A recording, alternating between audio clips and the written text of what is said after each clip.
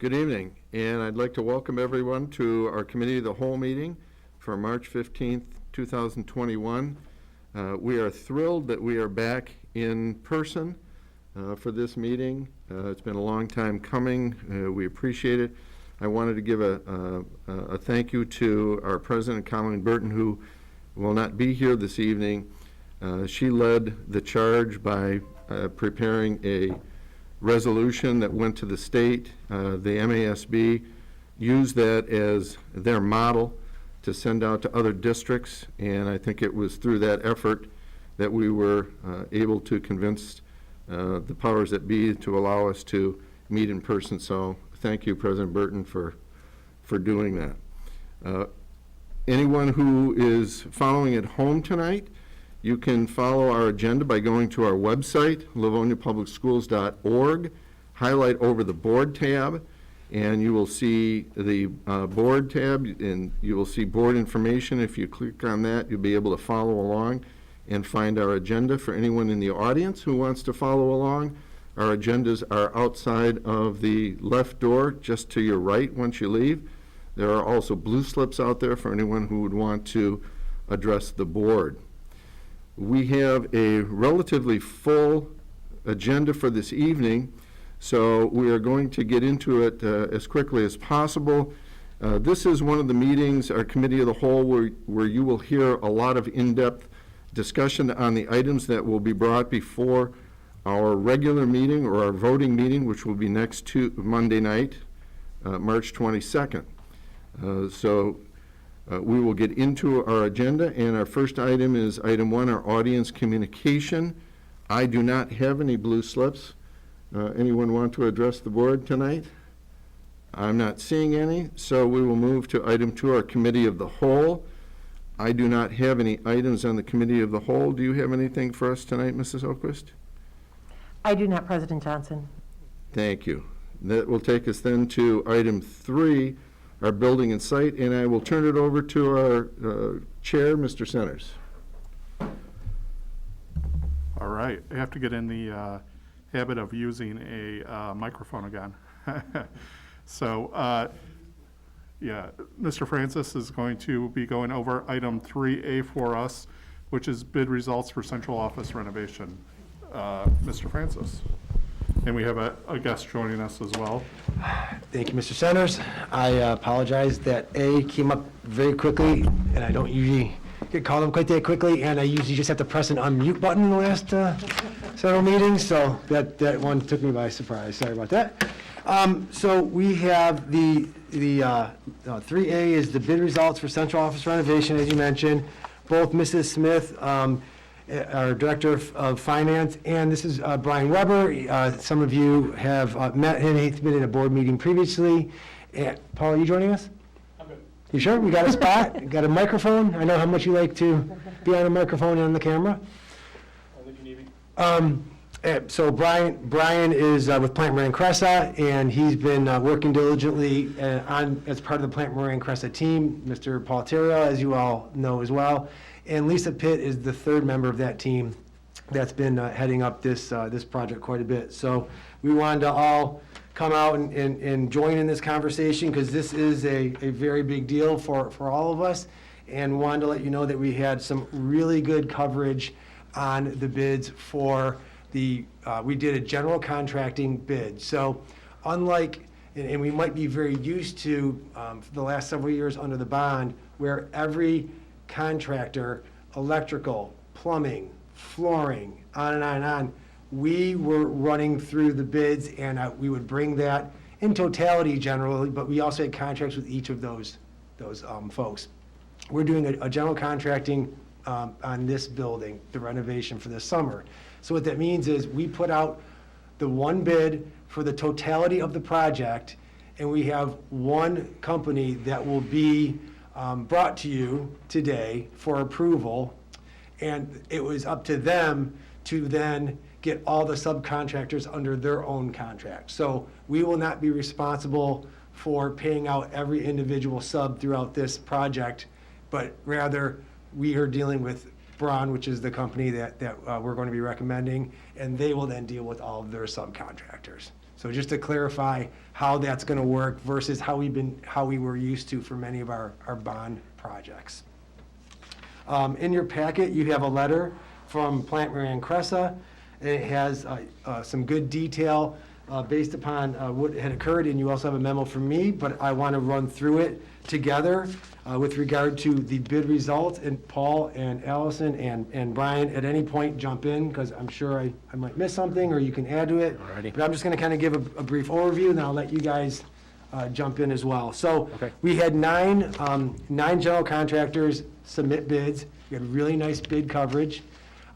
We had good numbers, very good numbers as to what we were expecting. It was under, and we had a very tight, in our opinion, a very tight bid results, with 8 of the 9 really being within about $300,000 on the project. So we were very excited by that. We were pleased with, again, the coverage, the numbers, but of course, the numbers are only as good as you know they are after you dig into them and do some post bids. So we did bring in the 3 lowest general contractors. Plant Moran was involved with that. I was involved with the post bids, as well as Mr. Lau. And we went through all of the details with all 3 companies, because we wanted to ensure that the final number that was submitted wasn't somehow not really the right potential number. Maybe they missed something. Could they make the timeline? All of those types of questions were discussed. Questions about whether they needed overtime, and was that in there? All of the different pieces that could potentially have moved the lowest maybe up a little bit, or the second perhaps down a little bit. When it was all said and done, the lowest was Braun Construction. They remained the lowest after all the due diligence. We are comfortable, while Livonia Public Schools hasn't worked with them directly. Mr. Terrell has a lot of history with that company, and actually we had a lot of reputable companies come through. We were excited by many of them who were in there. So if you look on the last page of the document, the letter that Plant Moran Cressa had put together, you'll see that Braun is to the far left, and you can see that their total lump sum proposal was $2,099,384. Now, we had one alternate, LPS put the alternate in, and we had the one alternate, and it was essentially the marker boards. We have traditional whiteboards as the base bid throughout the building, and we did an alternate for the glass magnetic marker boards that you see oftentimes in offices, office buildings these days. And it ended up being a very reasonable, price overall to make that upgrade. So we have, based upon the final results, we have decided to recommend to take the alternate on this as well. So you can see the span of companies, the span of the base bids. And I want to turn it over to any of my colleagues over here to see if they want to add any additional pieces on this. And then I want to talk a little bit about the numbers versus, did I miss anything? But I want to go through the numbers, what the original budget amount was, where we're landing, what's upcoming, et cetera. So I will spend a few minutes with you on that, but I want to turn it over if you guys have anything you wanted to add. No, you caught 99.9% of what I was talking about. It was very good coverage. We were happy to see that. The team was promoting it throughout to make sure that, we did have a lot of people show up for the pre-bid walkthrough, which could potentially backfire and scare people off because they don't want to compete with a larger group. So we made sure to stay in touch with that group, to the ones that we wanted to focus on, to make sure that they were staying with the project. And it turned out to be a successful process to make sure that they didn't scare each other off. Technology's not my strong suit. Just tap it. Oh, okay, I did. It still stayed right. Oh, there we go. Sorry. I was just going to mention that, we were pretty ecstatic with the bid coverage. The construction market's been so strange the last year. Obviously, it was extremely busy, and it was hard to get people interested in projects. And then with the pandemic, everything went to a grinding halt, and people were kind of begging for work. So we still don't know, hasn't really found its groove yet. Things are starting to heat back up again, but we really weren't sure if people would be as interested as they turned out to be on such a small project.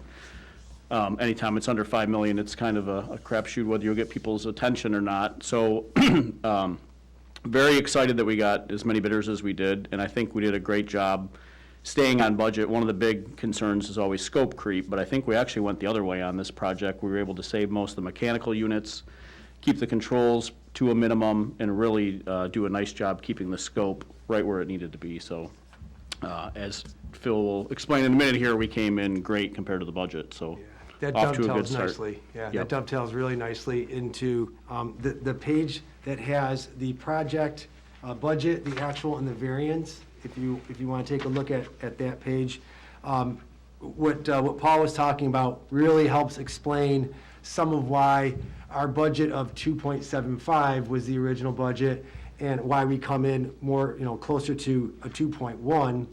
That there was some mechanical items that we thought was going to be in there originally that we're able to, that our air handler, and we're doing the boilers on the regular sinking fund project list, et cetera. So this number was assuming more mechanical work, and as you all know, that's where costs oftentimes start to rise up, is when you're tackling the mechanical systems. So we were fortunate on that end.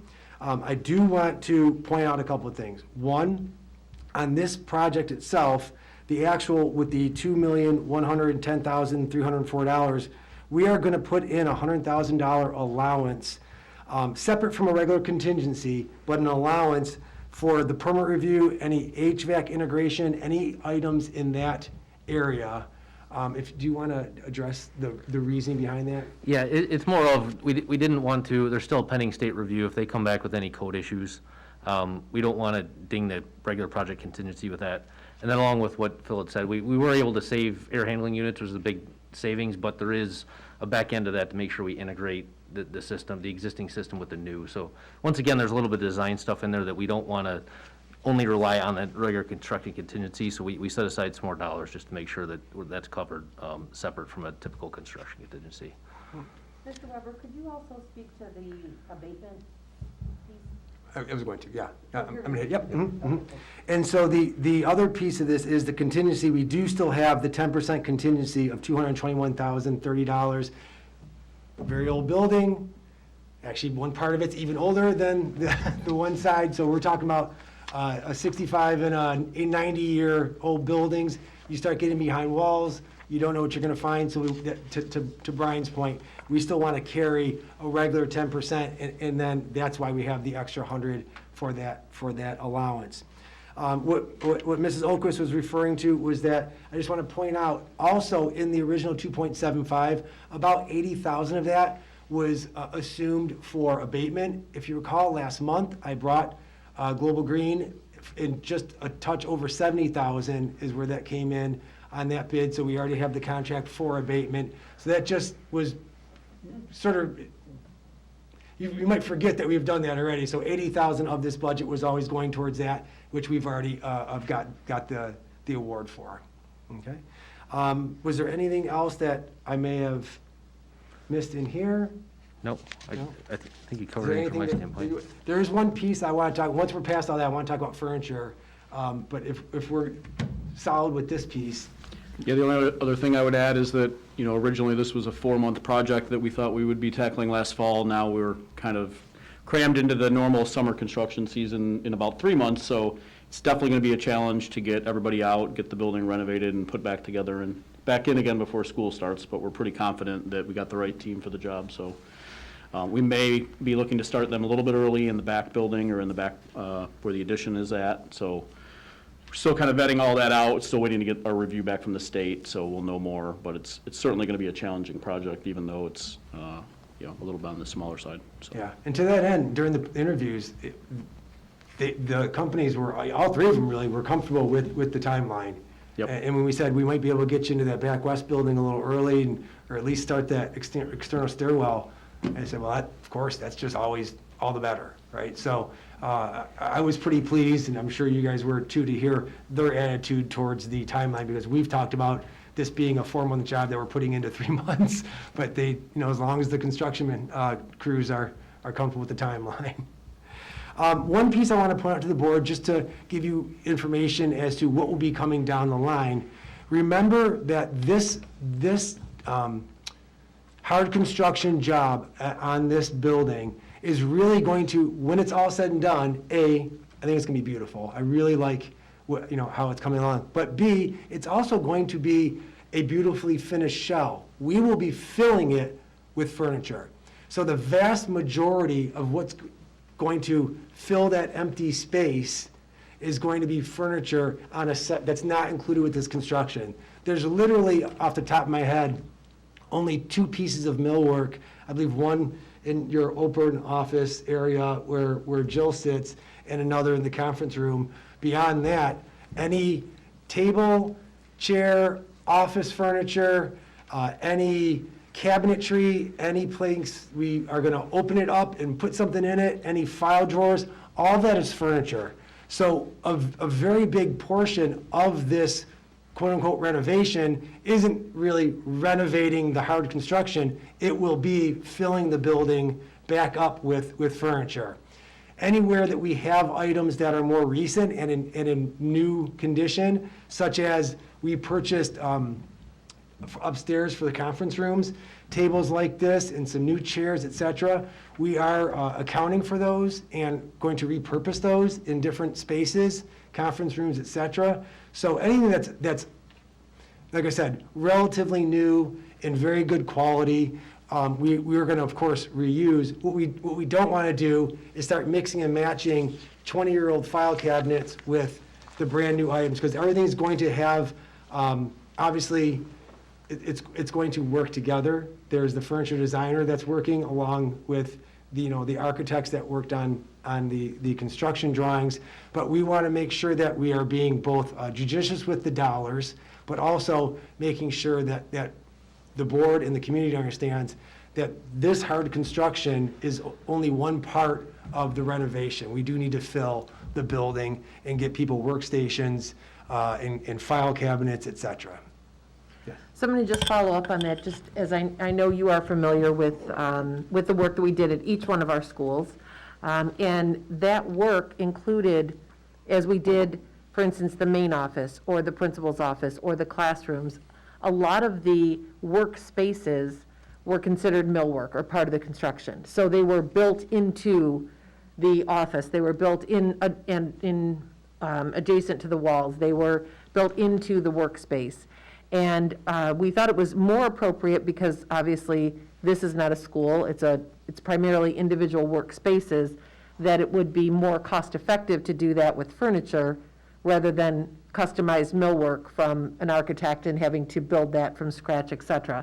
So again, those portions of the costs are not included in this, but we do think it's a more fiscally responsible way to proceed as far as setting up the individual workspaces. It also provides us some flexibility in the future. So when you have a built-in workspace, you really don't have the option to, interchange those with other offices or change the layout of a conference room. And so this will give us some additional flexibility and we believe also be more cost-effective. That's a good point, and you and I spoke about that. I appreciate you bringing that up, which then reminds me that, speaking of flexibility, some of the conference rooms, the first thoughts from the furniture company, and some of them were large stationary tables, and we said, boy, we noticed that the way our people use some of these conference rooms, some will be like that, but others will have the mobile tables and whatnot. Because if you ever go past, when we had lots of meetings like up in room A that has tables like these that can flip and with wheels, every day I walk past it, it's in a new configuration, because depending on the meeting you're having or the groupings you're bringing in, they want it a different way. So we're trying to make sure that things are flexible where appropriate and reused where appropriate. Can we pause there and see if folks have questions? Does anyone have any questions or comments they'd like to make?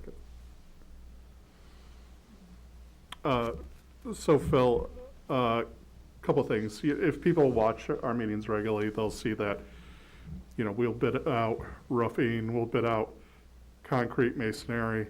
What you're saying is this job being a smaller job, kind of atypical to the work we typically do, that the contractor is doing all that for us, and included in that is not just their contracting services, but all the construction that will take place at this building, correct?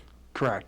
So again, as an example, when we did the school buildings with the bond, we would bring the flooring company to you. The flooring company is actually going to be working directly for the general contractor, Yeah, et cetera, et cetera. So that's a very, very well explained, Mr. Centers. sure. Mrs. O'Quist?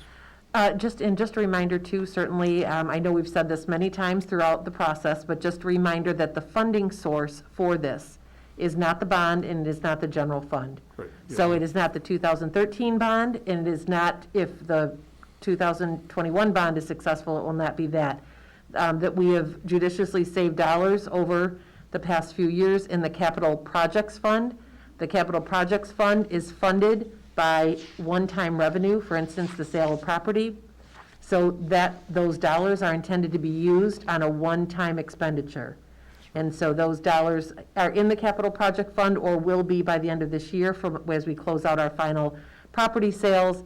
Those dollars will fund this that we're bringing to you this evening. So again, these are not bond dollars, these are not general fund dollars. It's a capital project fund, which is intended just for this purpose. This is a capital project. It's a project that we don't anticipate doing for 20, 30 years to come. So it's appropriate to use one-time revenue for this one-time expenditure. Great. Yeah, thank you. That's a great point. And Phil, is everyone going? This building will be a mess during the summer. Where if people want to be. We're keeping that a secret. No, I'm kidding. We know that this summer, the folks who work here, some actually, like our coordinators, don't work a big chunk of the summer based upon their contract. But for the majority of the folks that work in this building, we have been working with each director in each department as to where folks might need, who do they need to keep together, et cetera. So we have a list. Andrea, Allison, and I have been talking to a few different principals with regard to those weeks in mid or early to mid-June. That's when students are still in. It's a little more difficult to find space in a building, but we're working with a few folks, a few different principals to try to find some space. We don't have the answers right now. Obviously, once the students and staff leave the school buildings, we have plenty of options of where we could be working. But we are still working diligently to put together a plan so that all of our staff in this building and in their departments will know where to go and have a home, and we'll be vacating this building in late May. Great. So if you're a member of the public and you want to reach someone in the district, they can still call the same phone numbers they've always called. They'll still be able to get a hold of people that way. Correct. And Yeah. the second question is, if they want to register their student for kindergarten over the summer, what is the new process for that? Typically they drive around back here. Sure. So a couple of things. One, we will have very clear communication both at this building, on our website, and at each of the locations where we will be. Right. And so that will be very clearly marked, again, on site and then on our website. Mrs. Jenkins will help us with that. And we will have folks working, obviously, we work throughout the summer. And so while our offices won't all be in the same place, we will be condensed down to 2 or 3 locations. Once we have that, we will continuously put out that information, and again, have that on the front page of the website and easily accessible. All of our phone numbers and email addresses and so on will transfer and follow with us. And certainly, anytime anyone has a question, they can always call our office, the superintendent's office, or through Mrs. Jenkins, the communications office. Right. And then once we have that, we will share where each of our teams will be, and we will also select one location for the May, June, July, and August board meetings. And then we will set up in that space so that we won't move that around. We'll have one spot to go to for our board meetings, and we'll communicate that out as well, Which won't be here. Just to be clear, which won't be here. which will not be here. That's probably a good decision. Before they proceed on, does anyone have any questions or anything else? Yeah, Mr. Johnson. Thank you, Mr. Centers. Mr. Francis, I recall when we were doing the schools, we had to remove items and store them, some relatively close to on-site. I'm assuming we're going to have the same process here. I mean, we've got computers, we've got files and that type of thing. How are we going to store those items? We will have to do some, but it's going to be very, very different than it looked like at the schools when they were renovated. The beauty of our network in this district is that I can take my machine to any building. I can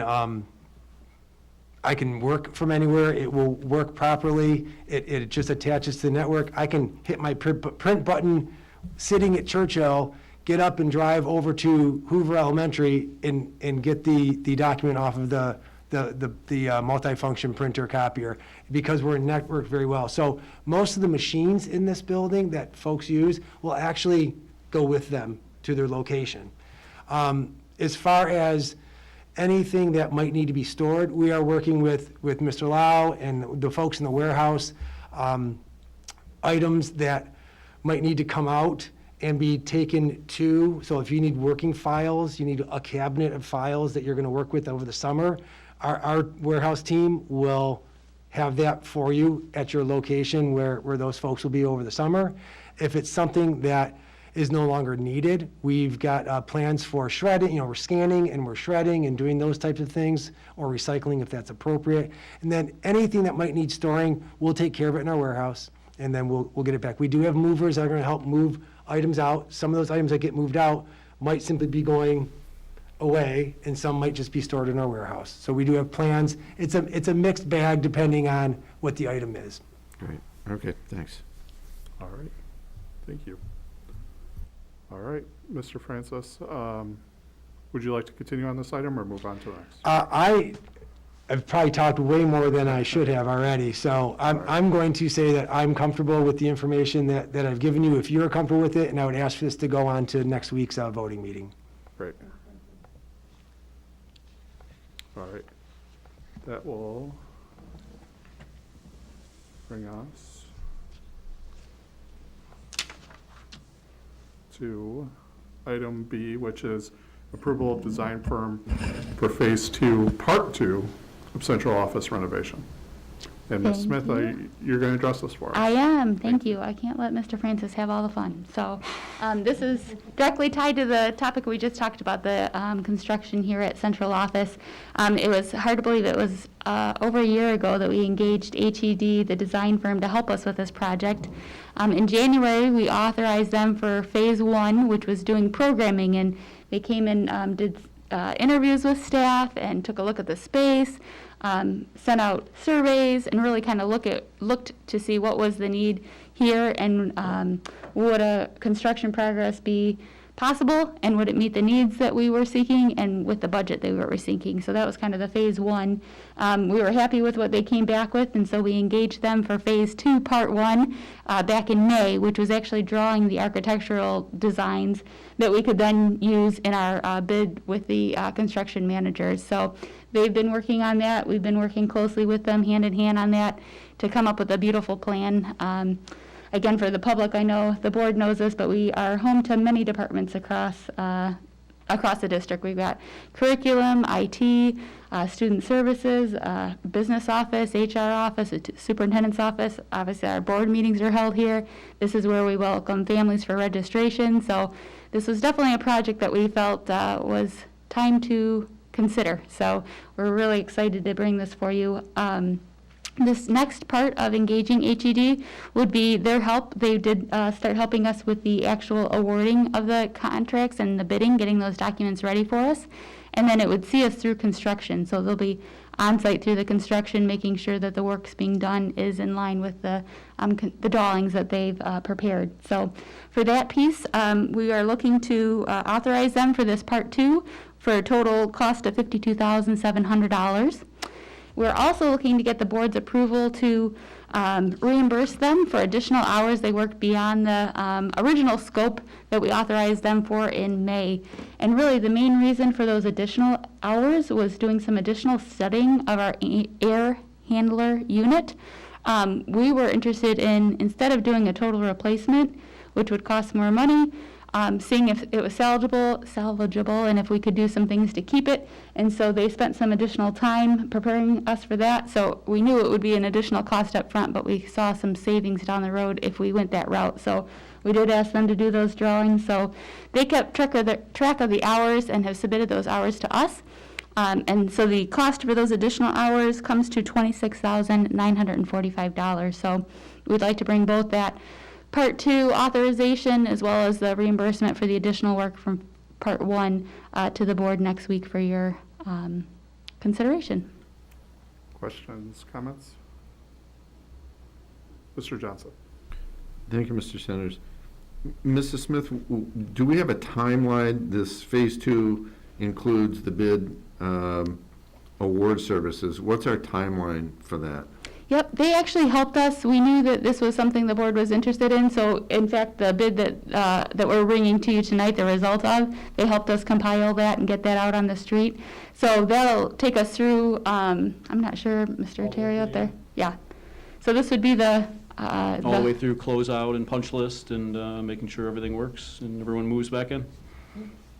When do we expect the bidding to begin? I mean, You know, that honestly, because it's different the way that we've done this as a lump sum with a construction manager, so I believe that was the general contractor was the big bid that we're going to see. I don't think we'll see another. No, They'll that's take correct. care They of did all help. of There's inevitably questions from the contractors that bid, and HED helped us answer those questions throughout. So they were involved during the bidding process of the general contractor. Yeah, the big piece of their work is to be out here during construction, as Allison mentioned, just to make sure that things get built per plans and specs and that there's no corners cut or any issues as things go back together. So that's the bulk of their fee for the second phase. okay, and again, we're hoping to start this end of May-ish? Yep. We're looking at just before Memorial Day weekend, so. We will be exiting the premises the Wednesday before Memorial Day weekend. And so they will begin officially in the main part of the building. They may begin on the exterior staircase in April or May, if we can clear out that area of the back building. Okay. Great, wonderful, thanks. Anything else? Anyone? All right. Well, I do think, having seen a little bit of the design, it's really well done. It's pretty exciting. It's a big change. So we look forward to seeing that, and we're thankful for the work they've done. So we want this on the regular agenda for next week? Yes, please. Okay, thank you. That brings us to item 3C, owner's representative for the 2021 bond. Ms. Smith, again, will be presenting this item. Yes, thank you so much. As you know, we've been working now with Plant Moran Cressa for a number of years. We found a lot of value in working with them and the expertise that they bring to our district. We first started working with them, I believe, for the 2013 bond. They saw us through that entire project. We then engaged them for our sinking fund and, again, have continued to find value. Honestly, from every aspect of the bond, from keeping us on the right timeline moving forward, helping us with the bidding things, reviewing the contracts, kind of knowing what the construction manager should be working on, just keeping an eye on everything for us. They've been a tremendous asset to our district, and we would love to engage them for the 2021 bond. They have been helping us so far, too, on a pre-planning basis, helping us with going out to the community for questions, helping us with some of the documents that we put together, the informational campaign that we're doing. And we'd like to continue that on throughout the 2021 bond. So we're seeking to engage them for 90 months, which is longer than the initial term of the last bond. We learned in doing the last bond that we needed a little bit more time to get to all the projects. So we wanted to make sure that in this original agreement that we were setting aside enough time for their engagement. For their fee, it's actually in line with what it was for the 2013 bond, despite being so many years later, 8 years later. So we appreciate them working with us on that. They recognize the work that they do here in the district on the sinking fund, so they are able to work with us on the fee structure. So definitely feeling like we've come to a good point as far as the term goes. It's something that our attorney at Clark Hill is reviewed, and we're working to finalize the details of the contract, but we feel ready to bring this to the board. It includes a pre-planning phase, part one, so a flat reimbursement for $30,000, and then the part two would be a percentage on the construction. So the percent would be 1.7% of $170 million, because we've gone through the proposed budget for the bond and recognize there will be certain things that the district will be able to tackle on our own. For instance, the bus purchases, maybe the furniture, things like that.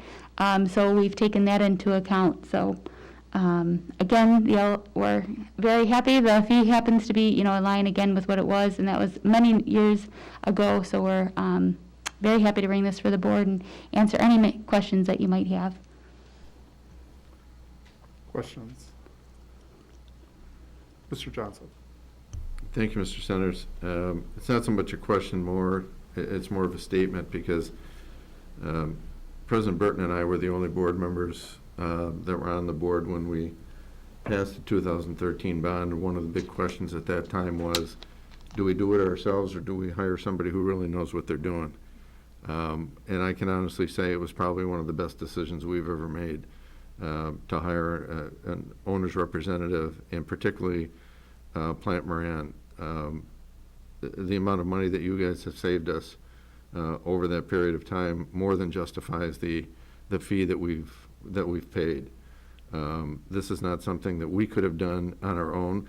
We certainly had capable people that could do certain aspects of it, but to oversee the entire $195 million project was something that we couldn't take on ourselves. So I think we've been extremely fortunate to have your services during that period of time. Look at the wonderful things that has resulted from that, and I fully support this position as well. So thank you again for everything you guys have done for us. Thank you, Mr. Centers. Yeah. Any other comments or questions? I want to reiterate what Mr. Johnson said. I think we, as a district, are set up to manage our buildings day to day, take care of students, take care of their needs, communicate, do a lot of different things. But running construction projects on this scale is not the expertise of anyone in this district. We have some great facilities people, but this is really a different animal. It's about when to bid. It's about expertise in just a number of different construction areas. What has been clear to me the past years is that these buildings are quite old, 60, 70 years old, and they come with a lot of challenges.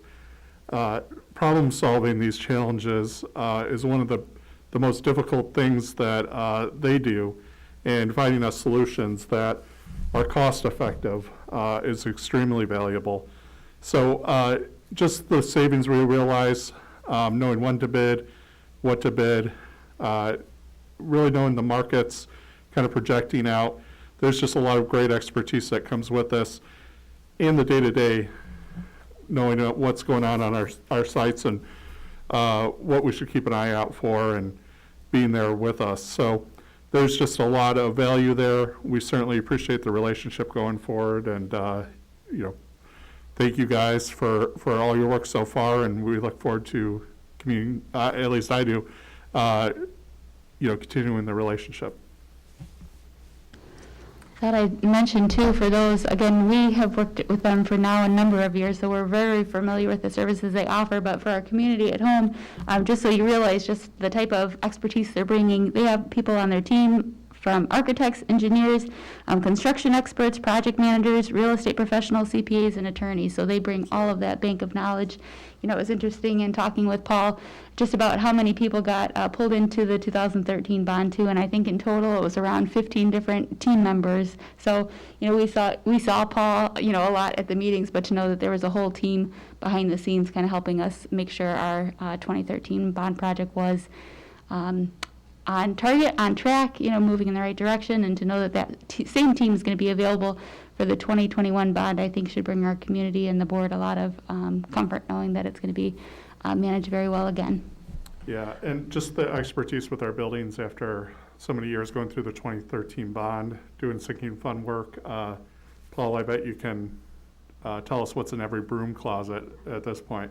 So, this is just a great relationship, and that expertise makes it even more valuable. So, it looks like, all right, Mrs. Bradford first. Yeah, I just had a question.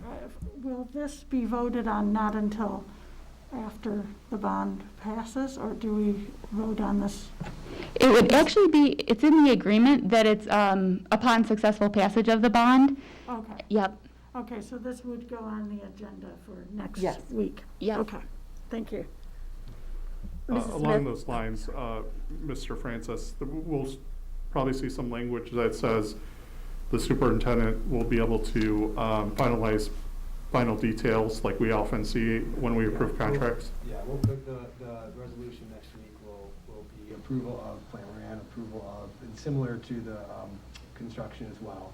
Approving Yeah. that vendor, approving that amount, and then it also an approval of the superintendent or her designee to negotiate and sign final contracts. Great. And Mrs. Smith, I'm assuming that this also includes, just to make note for our board and our community, we will start back up then, once we begin work with the quarterly dashboard reports That is the as part of plan. the services provided. Yep. That is the plan, yes. Those are actually very informative, so look forward to seeing that again. All right, anything else? So- Just give it a little tap. Paul, did you want to say something? No, I was just going to say, it's obviously been a pleasure to serve the district, and we would be honored to continue, trying to bring all of our expertise with all the other K-12 clients and higher ed clients we have in the state and beyond, and trying to find ways to do things more efficiently and effectively and to save the district time and money and risk. So, Brian, make sure you get those reports done, especially those quarterly dashboards. But, and, we're pretty lucky to have Brian on our team now, too. Brian lives right down the street and has kids in the district, so that means a little bit more, I think, even when you're working on your own kids' schools and buildings. So definitely looking forward to it and appreciate the honor. Yeah, thank you both for being here, Brian, Paul. Appreciate it. Thank you. So again, we'll expect this on the regular agenda next week, voting item. Yes, Okay. please. All right. Well, gentlemen, are you sticking around for item 3D, the Churchill bleacher replacement, or you're out of here? Yeah, they are not. If they want to, they certainly can stay through the evening. Actually, it's always fun to have them. You're not expected to, yeah. Go home. Thank you, guys. Thanks, guys. Have a good night. Careful driving. All right, so item 3D is the Churchill bleacher replacement, Mr. Yes. Francis. Thank you, Mr. Centers. So as you may recall, last year in the summer of '20, we did have, and into the late summer, we had the Stevenson and Franklin competition gym bleachers replaced by Intracol. This was a planned item, and at that time, in the planning of the Stevenson and Franklin removal of their original equipment and replacement of their competition gym bleachers, we had said we were going to then come back in the next year and do Churchill. So time flies when you're having fun, and here we are already in that next year. So you have in your packet the quote from Intercol. It's, again, the same company, the same style, the same look, et cetera, obviously color choices, and then the CHS branding across those bleachers. But as far as everything else is the same, they're the electrically powered, they move in and move out through electrical power, they have the contoured seating, they have the extra leg room, et cetera, et cetera. So we're very excited, pardon? Yeah, handrails, much safer to walk up and down. All the items, they will look very similar to the Franklin and Stevenson bleachers. I think most of you have seen at least pictures of them, if not actually been there yourselves.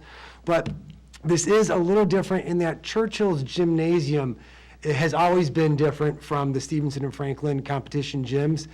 Those are both, have the balcony style, and Churchill has 3 gyms across it versus just one basketball gymnasium floor.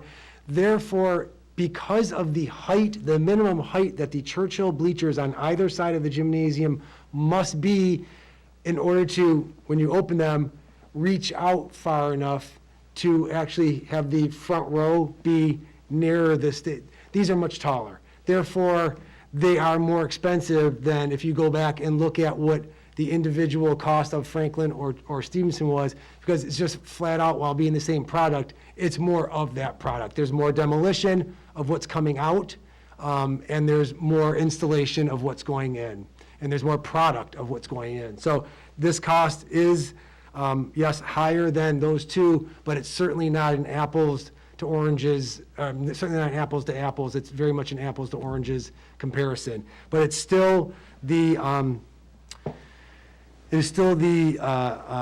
contract pricing, and so the board's requirements to bid are fulfilled by using the contract pricing.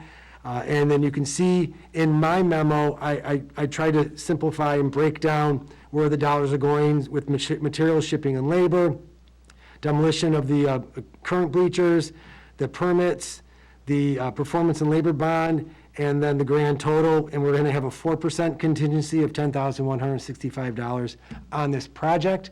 That would be just in case any little thing happens. It's not a big dollar amount, but just in case any little thing is found as we're doing a demo of the old bleachers or something. Any questions? Mrs. Bradford.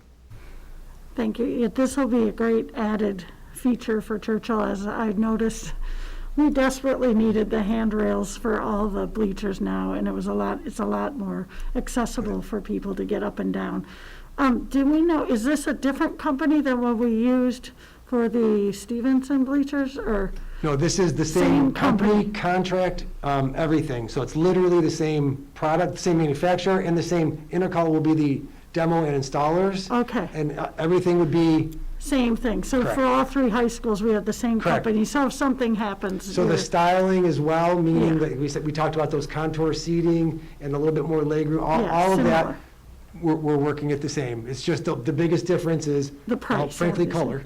color. But more realistically, there's just more at Churchill. Sure, sure. Okay, thank you. That's You're great. welcome. Yeah, looking forward to that. They are too. Mr. Johnson. Thank you, Mr. Sanders. A couple of questions, Mr. Francis. In terms of seating capacity, is it roughly the same as what we have now?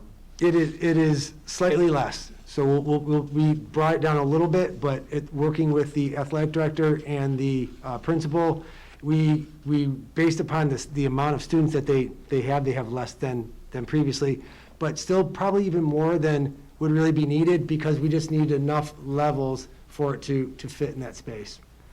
And these bleachers roll in and out, do they not? Electrically, by electric power, I should say. On the floor, what's the condition of the floor where the rollers bring it in and out?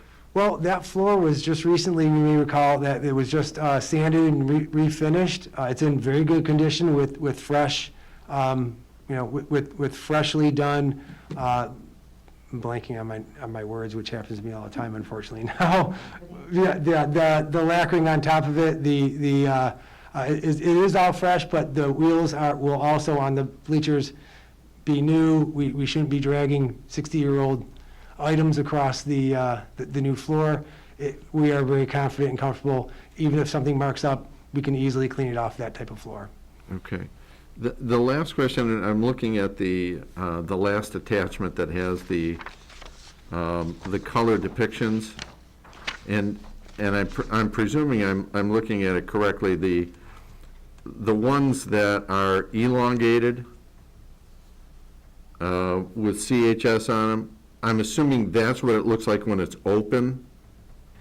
And then the second one, the lower one that's condensed, that's clearly CHS, that's when it's up against the wall? Yeah. Okay. When it's pushed closed and just a single file going vertical up, the CHS lettering looks much cleaner. When it's opened up, it's hard to Because it's- do it any justice, but when you see it in person and opened up, you can easily see the SHS, the FHS, and the CHS on them when they're pulled open. It's just hard to replicate on a one-dimensional drawing. Okay, that's what I But you're- assumed. you're I just correct. wanted to be sure. Mm.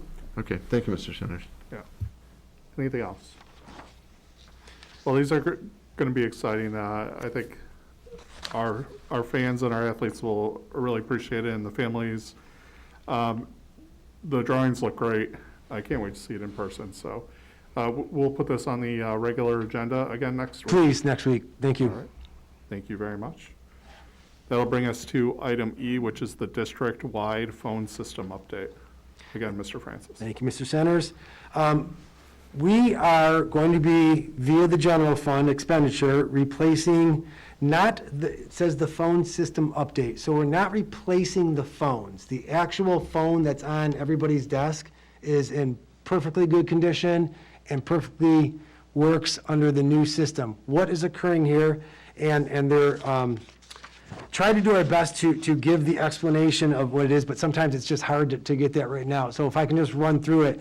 Really, the majority of what's coming out of this expenditure is the new software over the next 5 years. So the Cisco phone system that we have obviously is a networked item. It's not the old phone lines that come running into a building, which gives us the functionality and capability, as Mrs. Oquist was talking about. If we go to another building this summer, we can take our phone and plug it into the network in any other building, and it still retains its number. It's still your phone for whatever your position is, et cetera. It's really a nice feature. What's happening is really the hardware, and when we say hardware, again, not the phones, but rather servers. So those are 7 to 8 years old. This purchase will replace 2 of the servers that work this, and that would be for redundancy's sake, so that if there's ever some type of outage, we can continue to reroute and be able to use the phones to the best of the network's capabilities. So the hardware coming is, you can see on if you have the quote in front of you, is the $52,478. Then there is the 5-year maintenance support. So this is a 5-year program, and the payments are broken into 5 years as well. And so the maintenance on here, as listed, at the $5,458. And then we have, and I'm going to jump down a little bit, the software and hardware is listed. We already mentioned that one. The solution maintenance and support is listed. The next large number towards the bottom of $331,871, that's really that annual payment of subscription. The previous, it's still going to be Cisco as the phone system, but it used to be a license in perpetuity, which, if you remember years ago, you could buy, and I'm going to go old school here, you could buy the CD-ROM of something, download it, and if there were updates, you might need to update, and if you didn't in time, it just wouldn't work again. All those types of things are gone, but thinking about our old phone system, that's what it's like. We bought it, but now Cisco has abandoned it, or has announced the abandonment of it. And they are going to an annual program, which nearly everything feels like it is now, whether it's how you watch TV or how you run different softwares. It's going to be an annual subscription. So that's the $331,871 broken into 5 years. So we'll have the 5-year subscription. Obviously, any updates, et cetera, that occur each year will be part of. And as I mentioned before, we have the 5-year maintenance program. If something happens, they come in. And then that last professional service of $14,454 is for the original hardware set up, those servers. So as I broke it out in my letter, and again, it can be a tad confusing. It's actually probably a little easier if I can grab, oh, there it is. I had 2 different memos here. So we do have the original payment of, let me get my numbers squared away, I apologize. I've got 2 different memos on me. I'm actually on my memo, which is, I'm sorry, on Tim's memo to me, which is why I'm getting confused, because my name's at the top of it, but it's to me, I'm sorry. So the first year is $138,764.23. That's for all of those items, the hardware, the 5-year, et cetera, and the professional services, plus year 1 of 5 of the $66,374.23. And then afterwards, the next 4 years will just be the 66, 374, and 23 cents for 4 more years. So we're paying for all of our hardware and services up front, and then the annual, plus the first year of the 5-year annual, and then we'll do just the 4 more after that. I feel like I didn't do a very good job explaining it because there's so many moving parts there, but essentially, any actual items that we're paying for up front, and then the first year of our 5-year software package. Mrs. Bradford? Okay, so as I understand it, the whole project's that $404,000.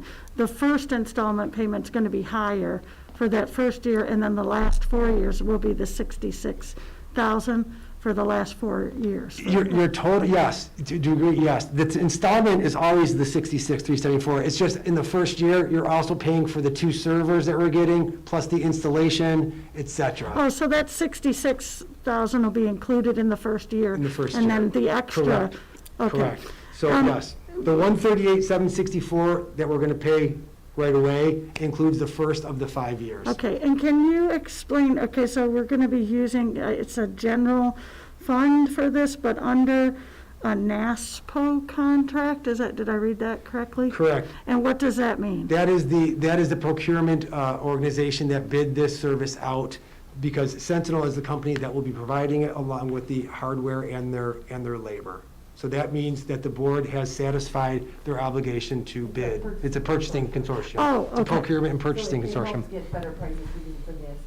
Oh, I understand. Okay, perfect. Thank you for clarifying that. Thank you for bringing it up. Yeah. Any other questions? Mr. Francis, technology, especially in our schools and our phone systems, has changed. Like if someone were to dial out, first responders would be able to locate where the call is, the services, location services, things like that. This would still accommodate those type of requirements? Correct. That's actually in our current system and moving forward. It's that E911, so that the specific room the phone is located in, if someone picks it up and dials 911, first responders actually know not just the building, but they know which phone, which room it was in, which is why it's very important that we have those, labeled properly, which IT stays on top of. Great. Mrs. Bradford? Thank you, Mr. Centers. So will our teaching staff or anybody notice a difference in their phone system, or it's basically a hardware type? So no change in any of the phone operations or anything like that? If anything, there's actually more features, which of course we all love getting more features, because we love figuring those out. But really the best, and I don't know all the features, I talked to Mr. Clan about them, and we'll have to learn as they come in, but one of the big ones is that it'll provide even more mobility, meaning if I'm away from my desk, it gives me more than even now to be able to forward those to my cell, to where I'm working, if I have to work remotely or in another location. So it's actually advancing the features because it's all software-based. Okay, great, thank you. You're welcome. Anything else? All right. Again, on the regular agenda? Please. Thank you. That will conclude building and site. Thank you, Mr. Francis. Thank you. Mr. Johnson, back to you. Thank you, Mr. Centers. That will then bring us to item 4, our Finance Committee, and I will turn it over to our chair, Mrs. Bonifield. Thank you, President Johnson. Tonight, we're going to start with 4A, the district budget update 2020, 2021, and the 2021-22 with Mrs. Smith. Thank you, Mrs. Bonifield. As you recall, we last looked at the budget in December when we did our first amendment for the 2021 school year. At that time, we were looking at an ending fund balance of just under $30 million, or 17.7%. After my budget review this quarter, it does look like our fund balance will still remain within that area, but I did want to walk through some I'll say large changes that won't have an overall effect on our fund balance, but something that we wanted to run by you and see if it would be agreeable to you. We all had the chance back in January to attend a law and finance conference put on by Clark Hill and Plant Moran, and I know one of the topics that came up was the additional federal funding coming to schools to help address some of the additional costs districts are incurring as a result of the pandemic. And so When we originally put our budget together for this school year, we had included that federal funding in our general fund, thinking at the time that it was going to be a one-time revenue. But we are looking at some additional funding coming our way. And similar to how we look at moving our sale of property, that one-time revenue out of the general fund, we'd like to propose moving these federal grants out of the general fund, so that for a few things, number one, identifying that they really are not ongoing funding sources for the district. So it's something that we have to be careful on when we're building our budgets, to recognize that these aren't going to be coming to us every single year. So I'd like to propose that we move those federal grants from our general fund over to the funded projects fund. So a couple benefits of that. First is just honestly an internal, it's a help to the business office.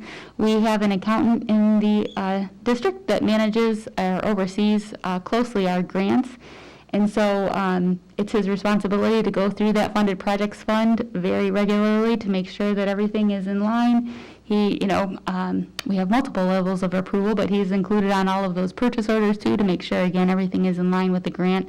So it would be helpful to have these grants kind of clearly identified as needing those extra levels of eyes on. And so for that same reason too, I'm also recommending that we move our at-risk 31A grant from the general fund over to the federal projects fund.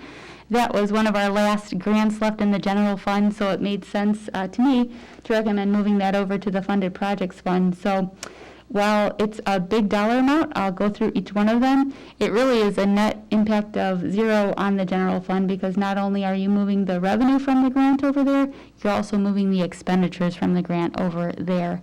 And so I'll walk through just a few of those grants. The first was the Coronavirus Relief Fund revenue that the district received from the state back in July and August. That was $4.9 million. And again, that would be a change that I would recommend on the revenue side, but then we'll also identify the $4.9 million worth of expenditures in the general fund and move those over to the grant fund. For our 31A at-risk grant, that is $3.2 million that we received from the state. That again, we recognize the revenue and the expenditures now over in the funded project fund. I did want to bring you up to date on another change to the revenue.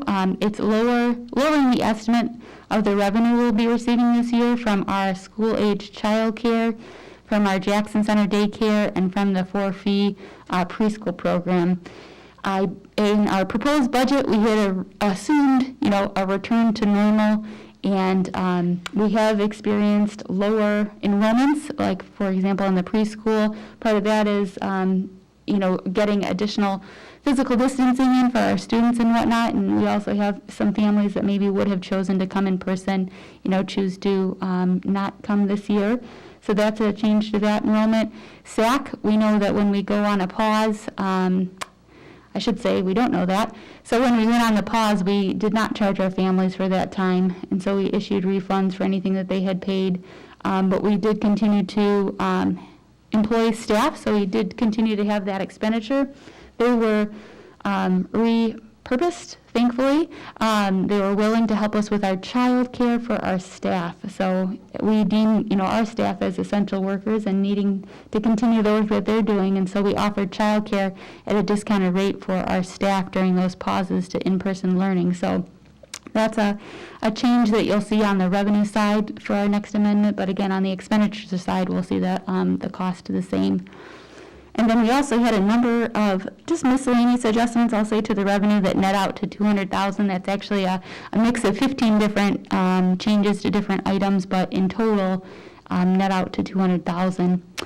And so again, in total, I'm estimating that the change to the revenue will be less than $9 million. The biggest piece of that, though, is moving these grant funds over to the the funded projects fund.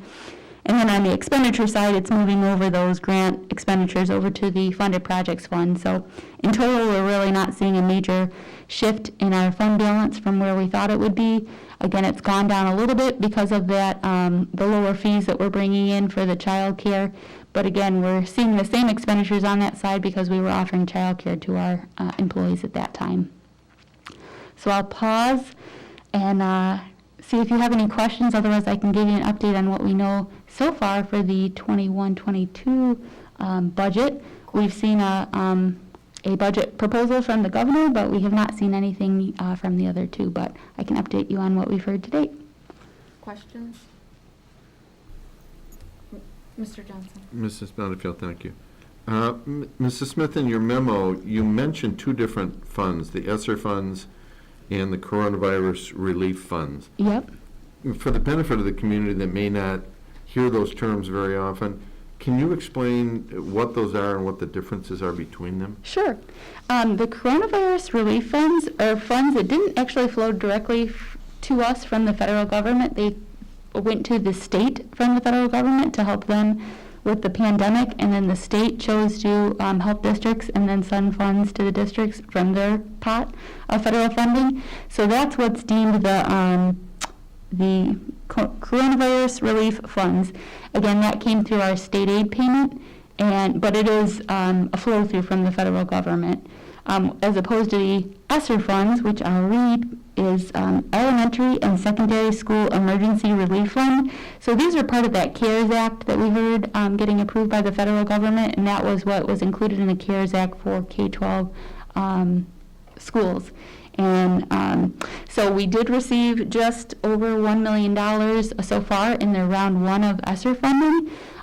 We did have to share part of that with the non-public schools here in our area. And now, and I should pause there to say, we used that $1 million to hire additional staff to help with the lowering of class sizes.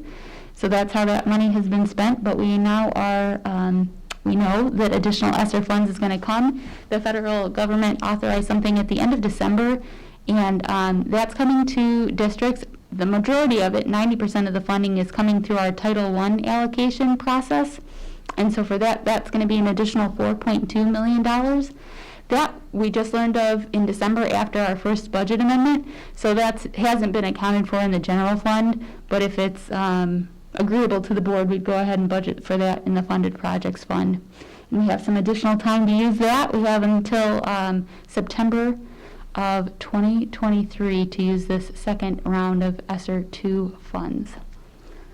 I'll turn it over to Ms. Oquist. And I'll just make a note that also the initial dollars that came through the coronavirus relief funds, the 4.9, were also used to set up our district for our PPE, for our extensive PPE needs to begin the school year and to continue that throughout this school year for all of our schools, for all of our cleaning, sanitizing, et cetera, as well as in addition to the ESSER's dollars. As you know, we hired approximately 35 staff members this year.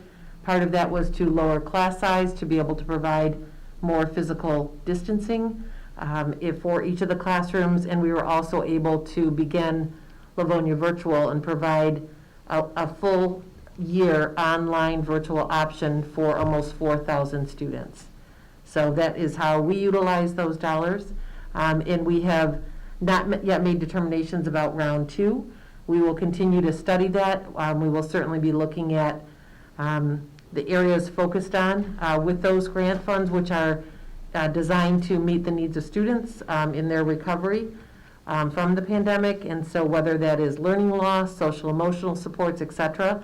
So we will be talking about summer programming as well as support through next school year.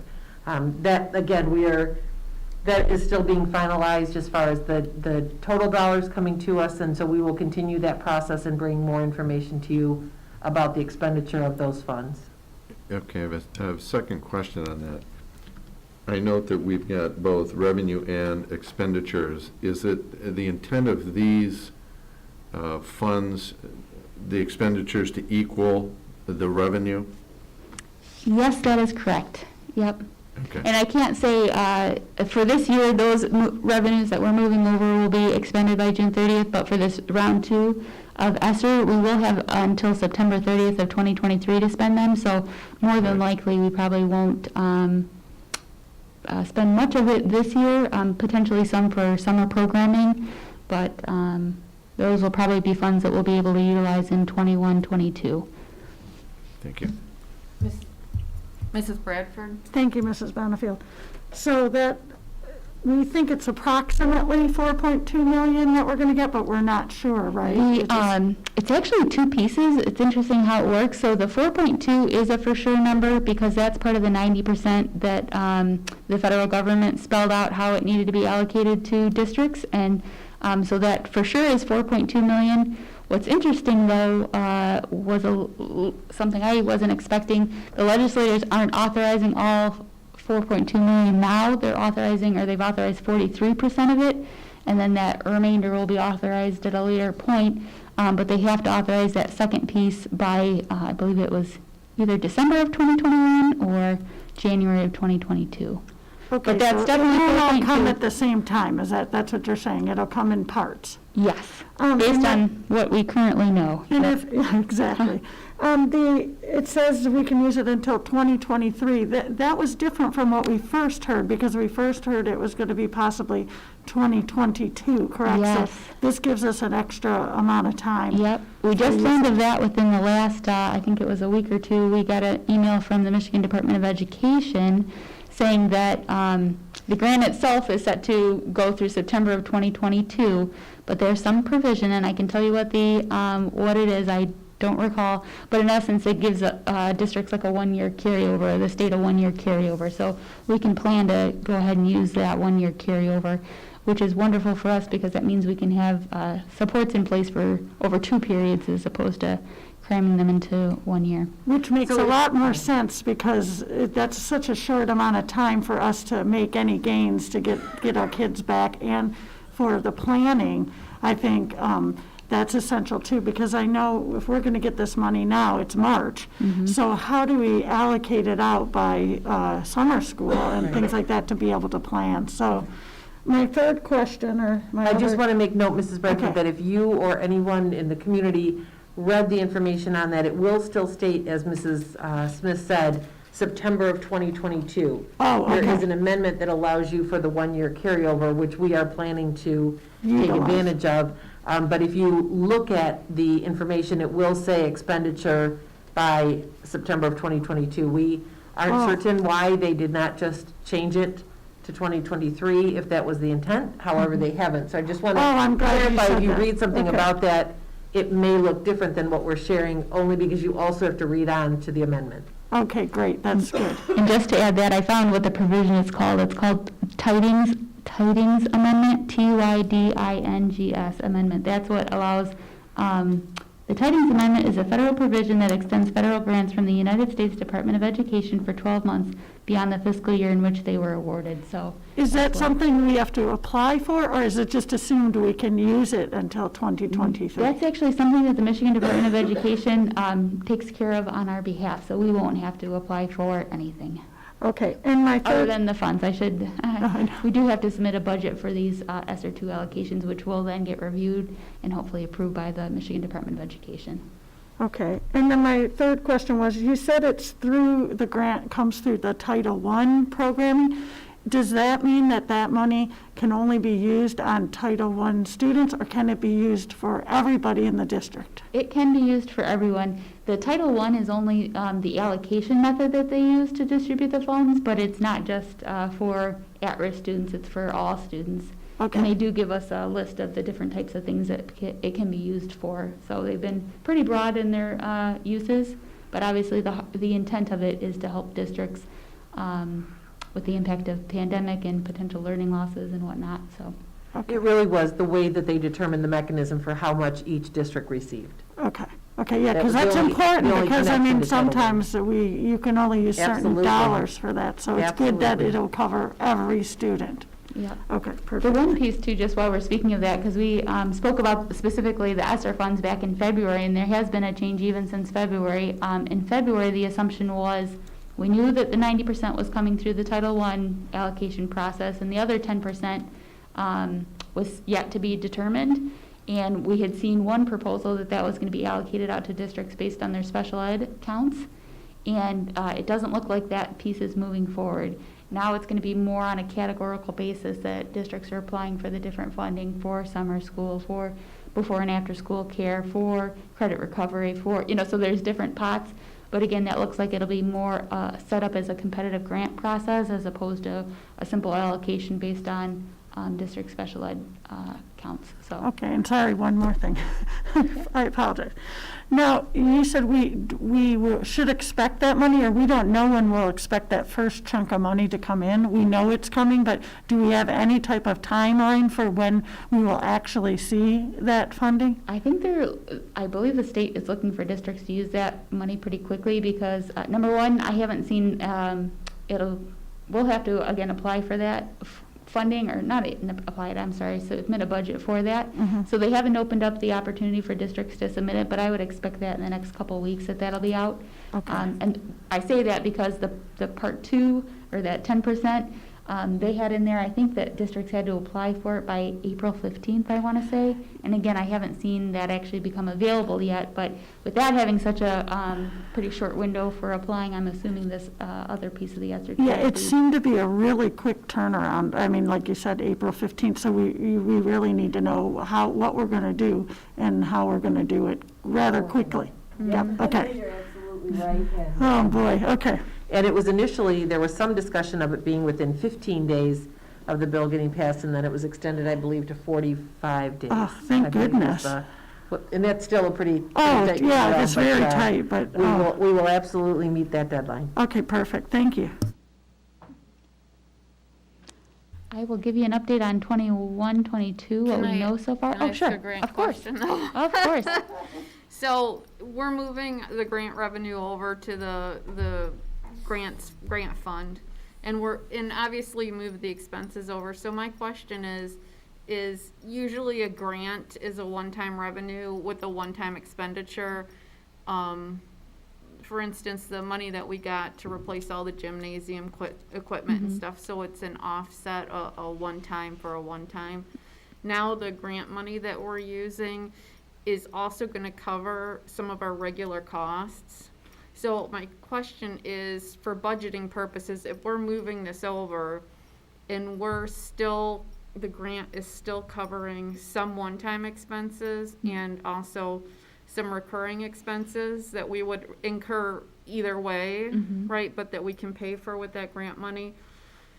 When we do that, are we going to expense under the budget those recurring expenses that we need for budgeting and then reimburse, but the one-time costs then would get expensed directly to the grant, so that our general fund stays in line with what actually happens, except for the reimbursement for from the grant, but we're not including the one-time expenses in the general fund budget. That is the plan at this point. So because I didn't include that in the proposed budget, these expenditures currently are being accumulated in our general fund. For instance, like the PPE, I believe we've got $1.5 million of PPE budgeted right now, which we were using federal funds to support.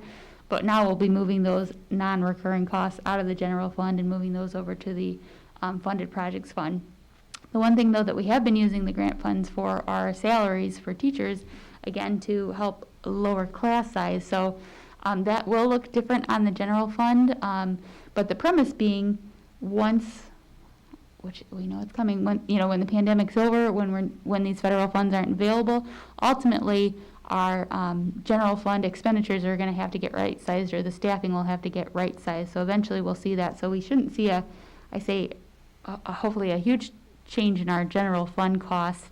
Again, that won't be something, I don't want anybody to read in between the lines that big staff reductions are coming or anything like that. That's not on the horizon, but we naturally have retirements that happen every single year, and that's one of those things, as if the federal funding doesn't come through, that could be something that we maybe don't fill retirements or people that have, terminated for whatever reason. So no fear there, but so not to say that we won't have any changes, like you said, in recurring costs, because I would conclude that staff salaries would be a recurring cost. We haven't hired anybody in the last year that we said was, just for a one-year basis. Those would be staff that we hope will choose to stay with us for as long as they can. So Okay.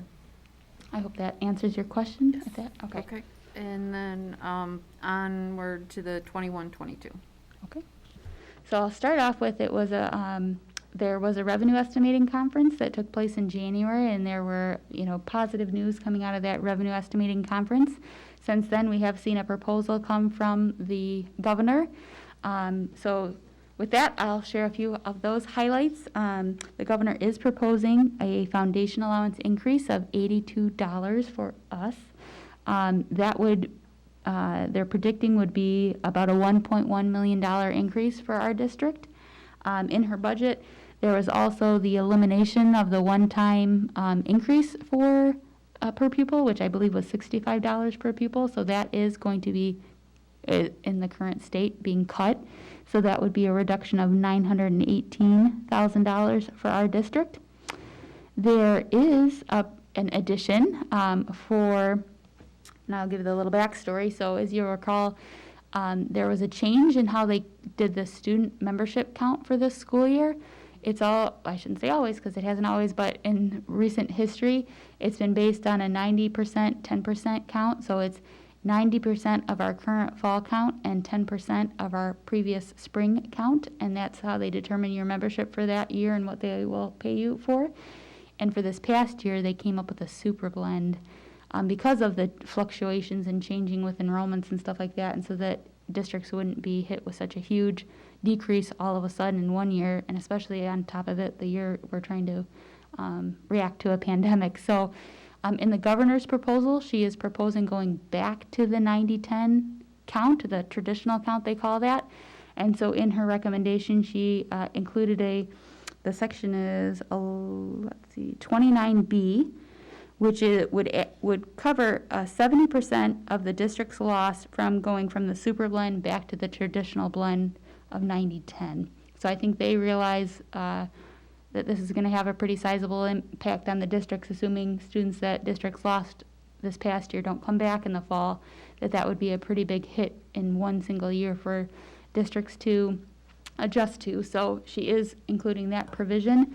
For our district, that is estimated to be a $1.5 million revenue payment.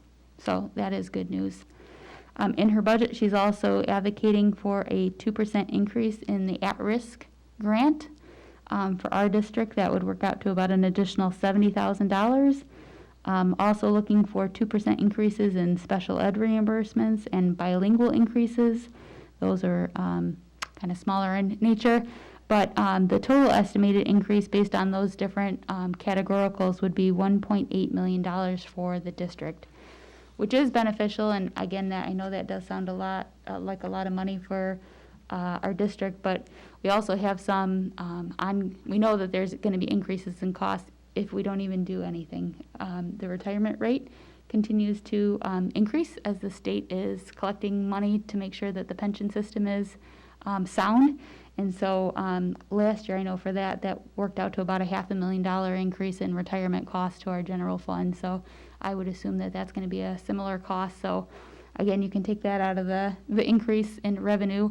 And then ongoing, obviously, staff costs. We have contracts, a third year of a contract coming up this coming school year too. So there'll be some costs associated with that. So those are a few highlights. I am going to turn it over to Ms. Oquist, who can share some additional information.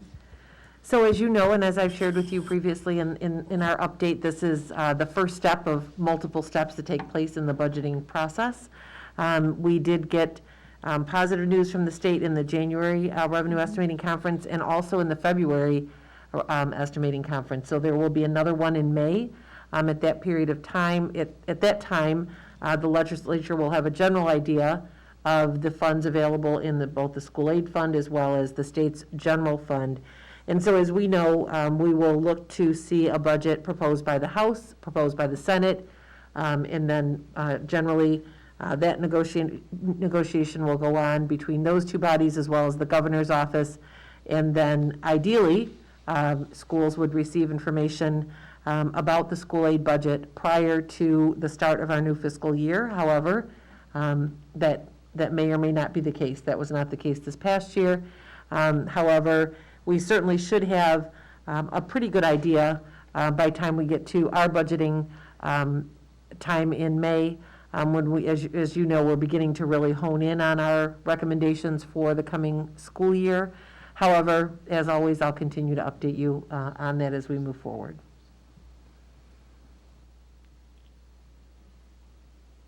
Any questions on the 21-22? Is Mrs. this Br- informational only, or will this be on next week's meeting? Yep, this is just informational only today. Thank you. Okay, any other questions on budgeting? Okay, then we will move on to our agenda item B, which is benefits administration system. And Mr. Abadi is going to join Mrs. Smith. Thank you very much. Do you want me to kick it off, Tony? Okay. So we wanted to update the board on something we've been working on and have to give much kudos to our benefit specialists, Lynn Whitaker and Nakia Bright, who've really headed this project for us. But it would maybe surprise you to learn about some of our processes now that are pretty antiquated, especially for the size district that we are. For instance, our open enrollment for health insurance for employees is still done via paper. Paper packets go out and get collected, and we translate those into the benefit carrier system and whatnot. And for a staff of 2,000, that's quite endeavor. Also, when changes happen, for instance, you're moving from a single person to a family coverage, those two come to us via a paper change form that then get manually entered by our benefit specialists. They go out to each carrier's website and make the changes. And again, for 2,000 employees, it's quite cumbersome. So we engaged our benefit broker, Gallagher Benefit Services, to help us look at different benefit administration systems that could help us streamline our process and modernize them a bit. Really the two main things we were looking at was moving our enrollment process to be online, so not printing the paper, and again, that would, I think, be a huge value add for our employees. The convenience of being able to do that from their computer, either at work or from home. And there's a lot of tools built into the websites too to help employees pick what plan is best for them in their given situation. And then obviously from the time aspect for our benefit specialists for processing those paperwork, definitely would be a lot more efficient using one of these softwares for that time of year. But it's really not just an open enrollment item. It's really the changes throughout the school year. For instance, traditionally June we see a lot of retirements. And so again, it's going on to each one of our carriers' websites and de-enrolling those folks from each one of those sites. A benefit admin system will allow the benefit specialist to go to one site, put in the information, and then that would get transmitted to the carrier site. So a lot more efficiency gained there. So Gallagher, again, they surveyed us of exactly what we were looking for. They brought us 3 recommendations for companies they thought would do a good job for us. And so we interviewed those 3 companies. We took demos of their software, talked to other districts that were using these softwares to find out what their feedback was. And ultimately, we've really honed in on this one software called Benefits First. I believe it's out of, I want to say North Carolina or South Carolina, something like that. But we've got a neighboring district, Northville Public Schools, has just started using them and has had nothing but positive things to say, not only about the software, but about the customer service, that they're very responsive and whatnot. So that's something we've been working on. It's something we would ultimately eventually like to bring to the board.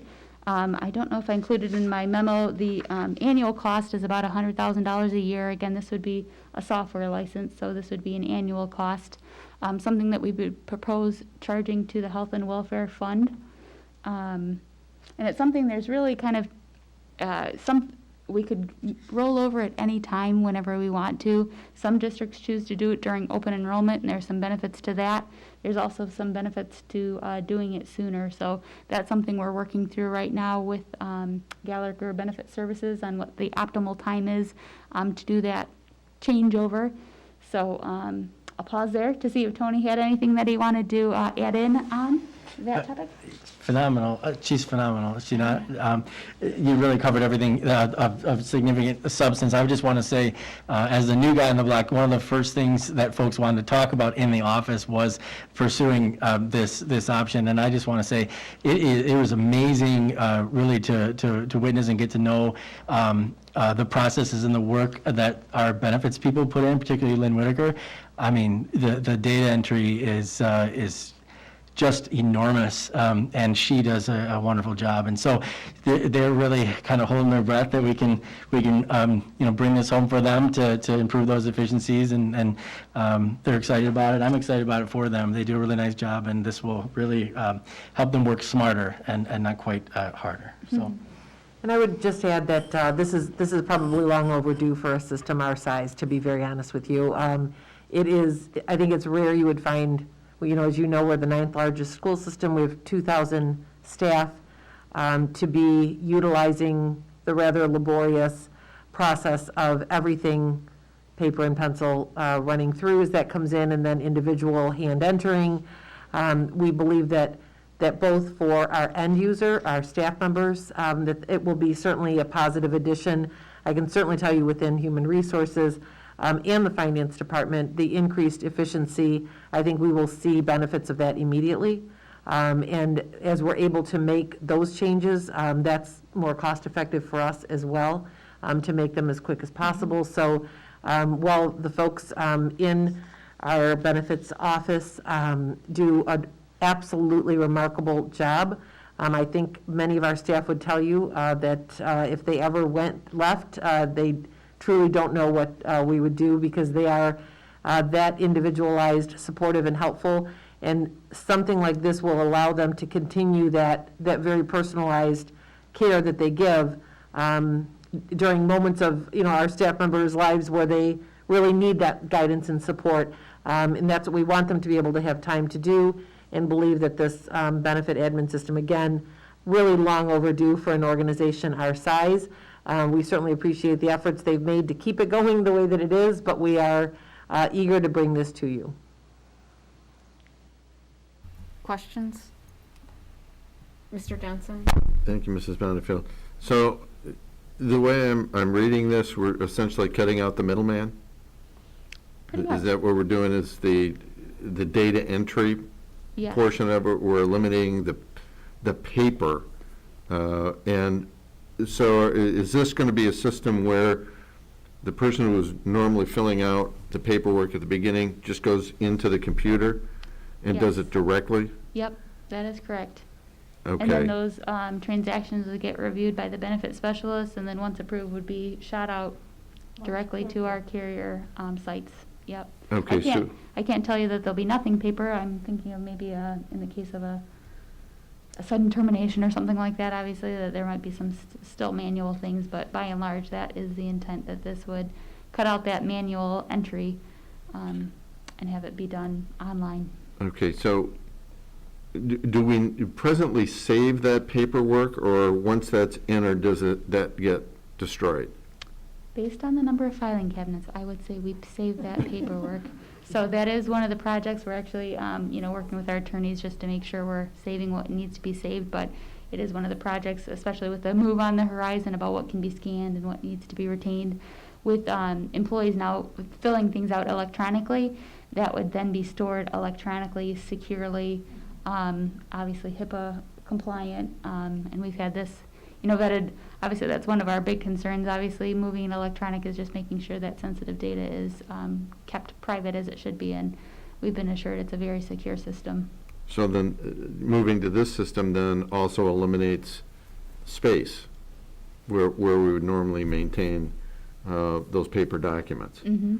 That is correct. And so with that middleman sort of cut out, we're going to be saving that person's time and energy to be used somewhere else, correct? Mm-hmm. Have we done a cost analysis on what that savings is versus the cost of the program?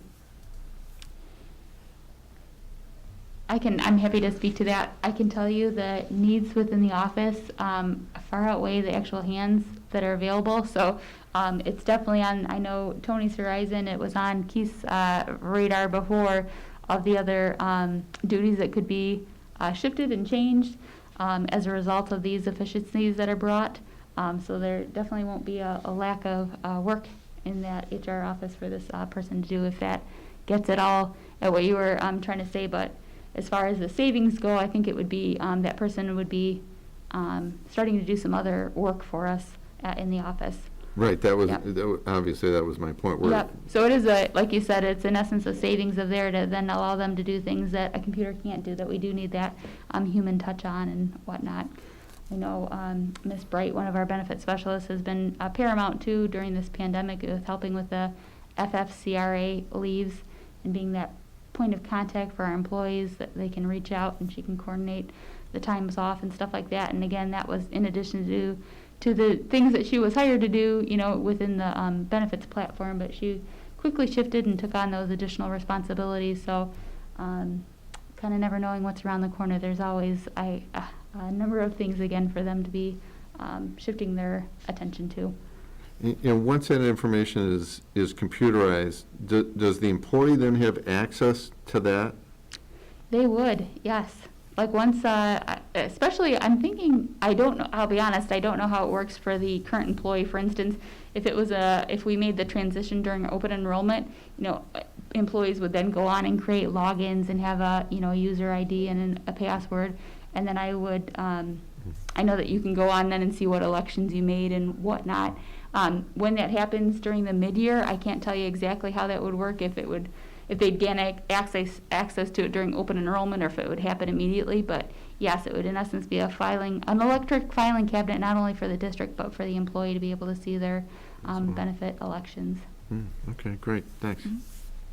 Thank you, Mrs. Acosta? Thank you, Ms. Bonnefield. I would just add to that, just accuracy, because when in doing data entry, really translating what people are writing is pretty crucial. So I think that would improve that accuracy also. Mm-hmm. Very good point. Mrs. Smith, on the side of the benefits, so I imagine if you're doing paper, that you're probably giving them paper or something to explain what their benefit options are currently? We are. We print big packets that go in manila envelopes that get distributed to all of our employees. So there'll definitely be a cost savings from not having to print all those packets. Okay, and then what'll happen is they'll be able to log into their employee portal, they'll be able to look, it'll have all the explanations, all the comparisons, I'd imagine, of what they can choose from. Yep, exactly. Okay, and it also lists COBRA on here. How are you guys taking care of COBRA now? Is that a hands-on thing, or Manually, does that go through the yes. accounting department? Yep, that's done manually now. So our insurance office would reach out to those that are, terminating and send them the COBRA paperwork so that if they wanted to enroll, they could enroll. And then that is something that the accounting office then sends out invoices and bills for on a monthly basis. So this would help us with that COBRA And will those handling as well. Okay, so then will the accounting office still be responsible for collecting those COBRA payments? Or is that something that will, like, that, maybe you don't know, you don't have it there, that they'll invoice out directly from the benefits? They do, and I believe, if I'm not getting them mixed up too, employees would have the opportunity to pay through the benefit admin system website too. So if they want to put in their credit card or something like that to charge, they could pay for it online that way. So that'll be some savings of time we'll see too in the accounting office and the accounts receivable office. It's nice too because they have those automated processes in place that we don't have. So too, if a employee becomes past, well, they would be a past employee. If the past employee becomes past due with their COBRA insurance too, there's different automated notifications that would be sent out to the person so that they know, kind of a next step of when the payment needs to be received or when benefits could potentially be terminated if payment isn't received, things like that, that now take, hand-holding on our end to send out. This would just happen on a, you get X amount of days, and then after that, then, these notices go out and stuff like that. So again, I think we'll see some efficiencies gained in that process as well, utilizing this service. Okay, well, it sounds amazing, and I can't believe that we're still doing that by hand. I do much smaller companies, and I can't even imagine doing 2,000 employees. So totally on board with this. Does anybody else have any questions? Now, you're just looking for us to give you kind of a thumbs up to move forward with this? We will plan, because of the size of it, are planning to bring it to you for a vote, and so we'll bring that, again, we'll have continual conversation about the right time. It could be as soon as, next week, but obviously we'll continue to work with with our benefit admin, the insurance broker, Gallagher Benefit Services, as well as the company, again, to hone in on what's the ideal time for us to move over to that system. Again, the main benefit of open enrollment is it's fresh data. All the data getting in has been, keyed in by the employees, so it's a fresh slate, clean data. But the benefit, obviously, with going sooner than that is that we can start utilizing the tools sooner and start gaining some of those efficiencies sooner. So, but with that comes the need to make sure that everything that we're uploading to that system is clean and ready to go. So we've got those two trade-offs with a different timeline. So again, we're still working internally to make sure that we pick the right time, but we did feel like we were at a place where we could bring this to the board, because it's definitely something we'd like to move forward with. And just to note, in comparison to the other systems, this was also the most cost-effective option of the three. It was, yep. Okay. So does this go on the regular agenda for next week, or I put info only, or what's? If you don't mind putting on the agenda, and then we can have internal discussions, and if it turns out we're not ready for it, we'll pull it, but at least that'll be our placeholder if we are ready to bring it forward. Okay. And will this, so another thing about automating this is that, especially during this last year, the rules have changed and come out and then changed again and then been changed back and then changed again. And so for any individual or a group of people that are not steeped in, that's not their full-time job to know and understand these different rules, I think that's going to be super helpful, and it'll keep them probably from having to do a more extensive amount of research. But is this going to help with, I know people could take loans and stuff out on their 401k. Are they going to be, and they always could take loans out, or I guess it would be for us a 403b, correct? Yep. So will it help to be able to do where they can manipulate their retirement fund and different things like that? This is actually separate, so we already do have something in place for that. We work with a company, TSA. Okay. Is the name of the company. It's our third-party administrator. Yeah. Because as you know, Okay. the things around 403Bs Yeah. and 457s, can change, and the IRS comes up with rules, and our third-party administrator that doesn't cost the district anything handles all that for us to make sure that we're Okay. compliant. And Okay, so this is definitely more, this is healthcare related. Yep, exactly. Okay. So our vision, dental, group insurance, life insurance, and then the health insurance is the biggest one. Okay. Yeah. Perfect. Thank Yep. you. Questions? Anybody else? Okay, let's see where we're at. I think that concludes. I just lost my place.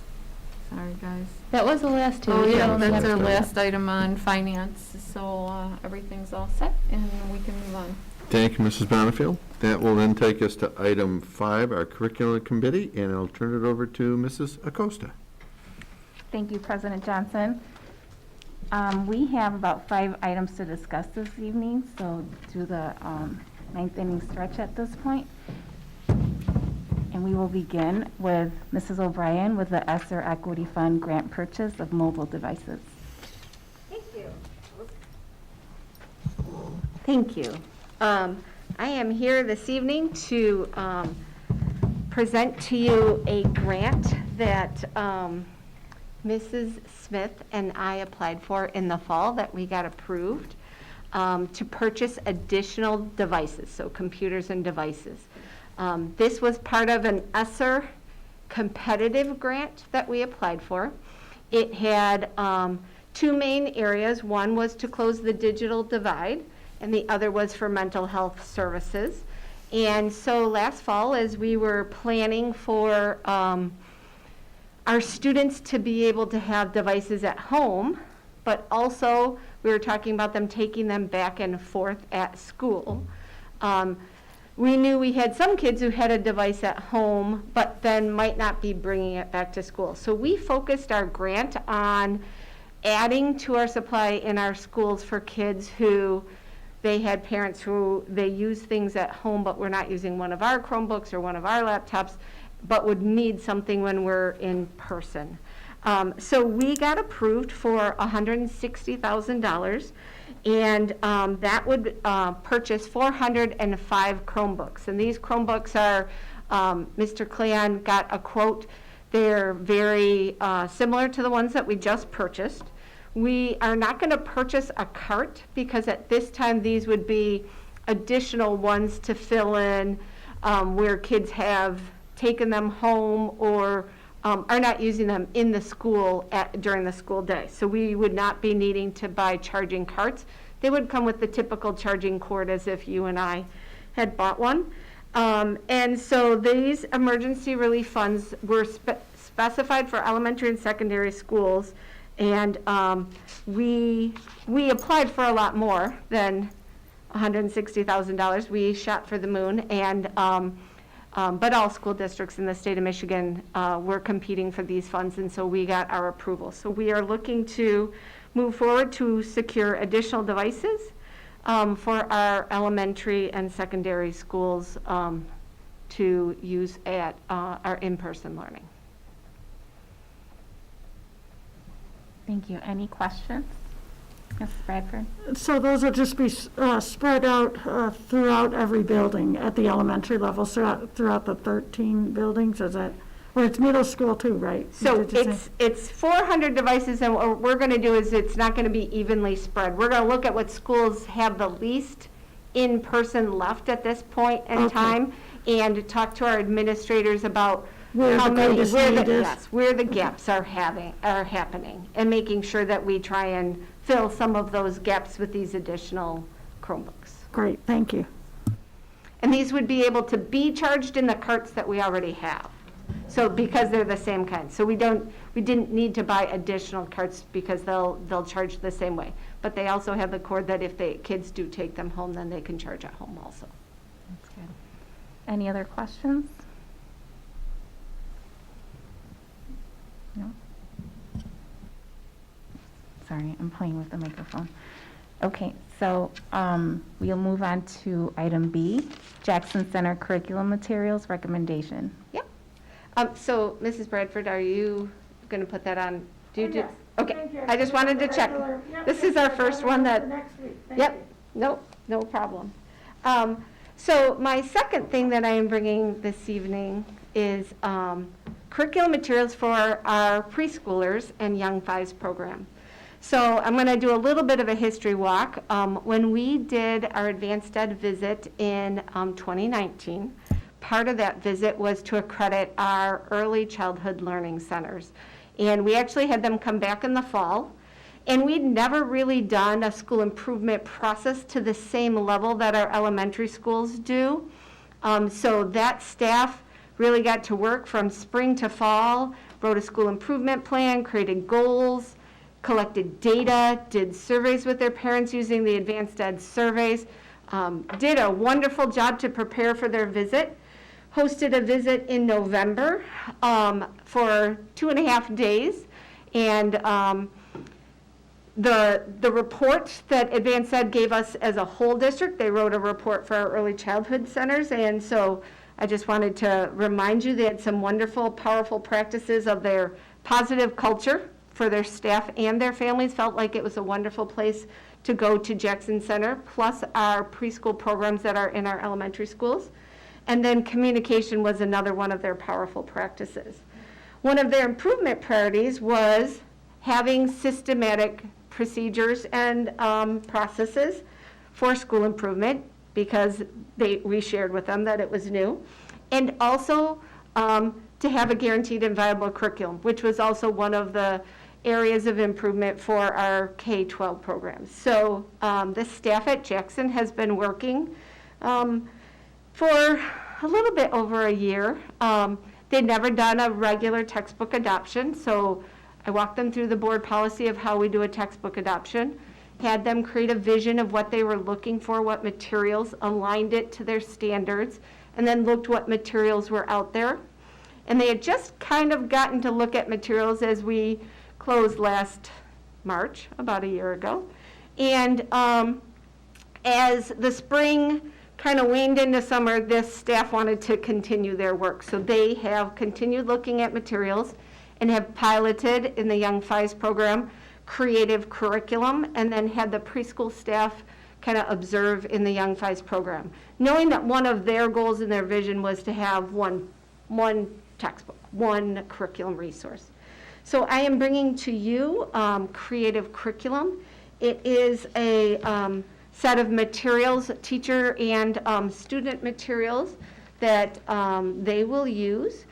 They have an attached quote for materials for our preschools, our infant and toddler rooms, and 2-year-old rooms. And then our Young Fives, we had to purchase their pilot materials. So I'd already purchased those so that we could have those materials for them to look at. So the total amount is $31,675, and this materials has an additional $2,000 cost, a separate quote for professional development. And on April 30th, our last professional development of the day, this company will come and work with all of our preschool staff on the new curriculum resources so that they can use those. Any questions? Any questions? Mr. Johnson? Thank you, Mrs. Acosta. Mrs. O'Brien, I'm just looking at the first line. It says creative curriculum for preschool guided edition, and it says quantity 9. The unit price is $2,700. What are we getting for $2,700 for one? I will find out more information about that for you. Okay. I'm assuming that is Circle the back to me on teacher. that. Circle back to me on that. I will. Okay. Circle back to you. I'm assuming it is the whole teacher resource kit plus materials for the students, but I do not have a breakdown of that, but I will get that Okay. to you. Thanks. Appreciate it. Thank No you, problem. Mrs. Acosta. Thank you. Any other questions? My question was looking at the quantities, kind of like what Mr. Johnson was looking at, but I'm thinking, will those 9 kits then meet the needs of, we have 9 teachers, or will these still be shared materials? Those are per teacher, a set per teacher for our preschool rooms. Okay. Thank you. Yes. Any other questions? We will move on. Okay. Thank you, Mrs. Thank O'Brien. you. So, Mrs. Bradford, will you put that on for? Yep, that's what we're needing. Thank you. We will be moving on to item C, Livonia Transition Program and Livonia Career and Technical Center Cooperative Agreements for 2021, 2022.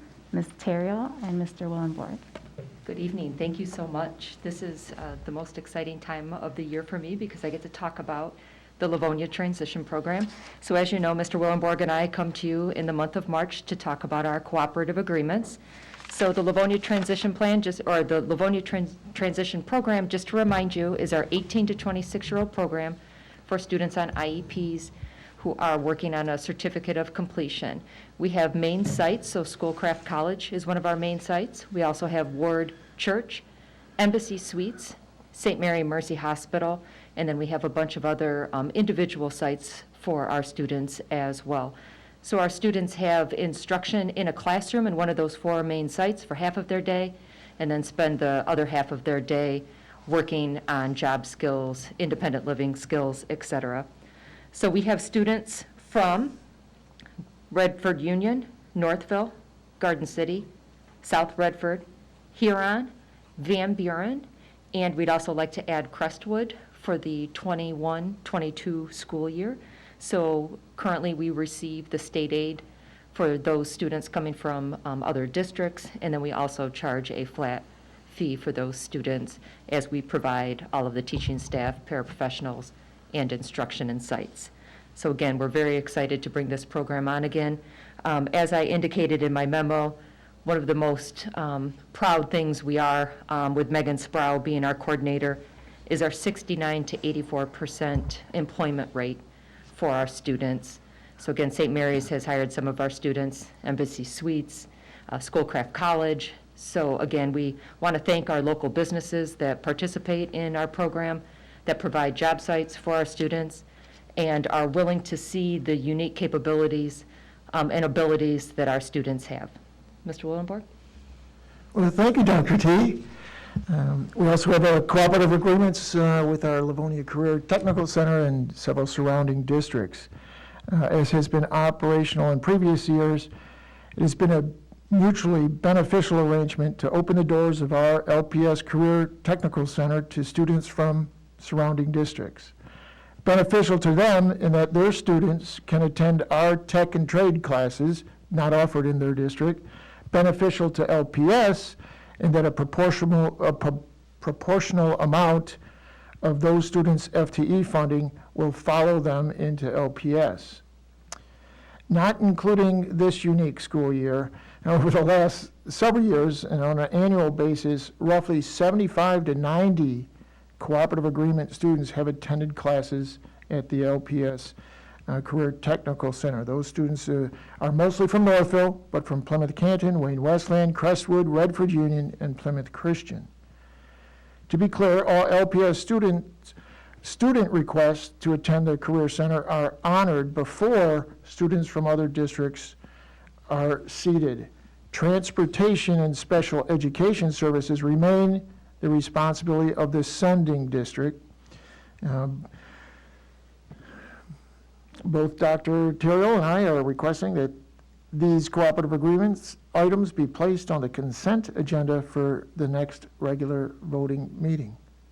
Any questions on the cooperative agreements with the Career Center or the OTP program? Mr. Johnson? Thank you, Mrs. Acosta.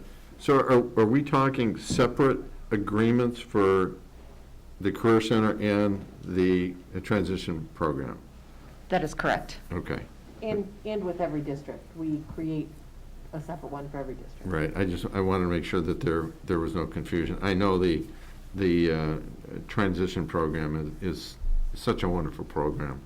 To sit there at the graduations and watch the faces of the graduates, knowing what they've gone through.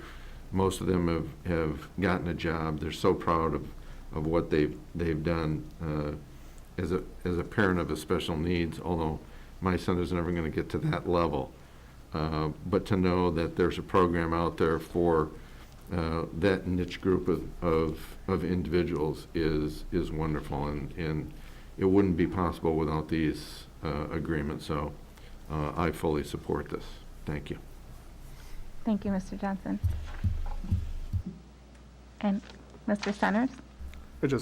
I was recently in a meeting with the Schoolcraft President Glenn Sarney, and he mentioned that it's been a few weeks since the students have returned to their campus, and just what a delight that is and how appreciative they are of having them there.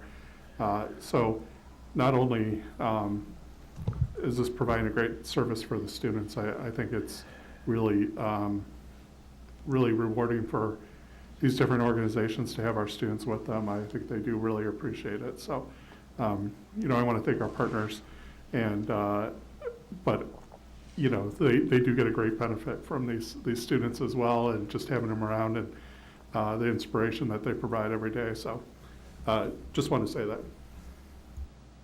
Thank you, Mr. Centers. Anyone else? Okay. Thank And you, we'll put that on the consent agenda for next week. Thank you. Thank you. We will move on to item D, instructional program update for 2021-2022. Mr. Green and Mr. Willenberg. And we'll also be joined by Mr. Andrew Pacey, the principal at Franklin High School. Well, Well, I wish my voice were a bit more melodious to your ear because I've got a lot to share. There are 4 key issues I'd like to share with you this evening, each of which have tangled complexities, none of which are light or easy decisions, but which are important to planning for our students next year. As I begin the discussion regarding our journey through changes in the secondary daily schedule, it's important to provide some context. On March 12th of 2020, just prior to the mandatory shutdown of schools, there was no evolving effort to change our daily instructional model. No one was then leading and pushing for a change to our 6-period day.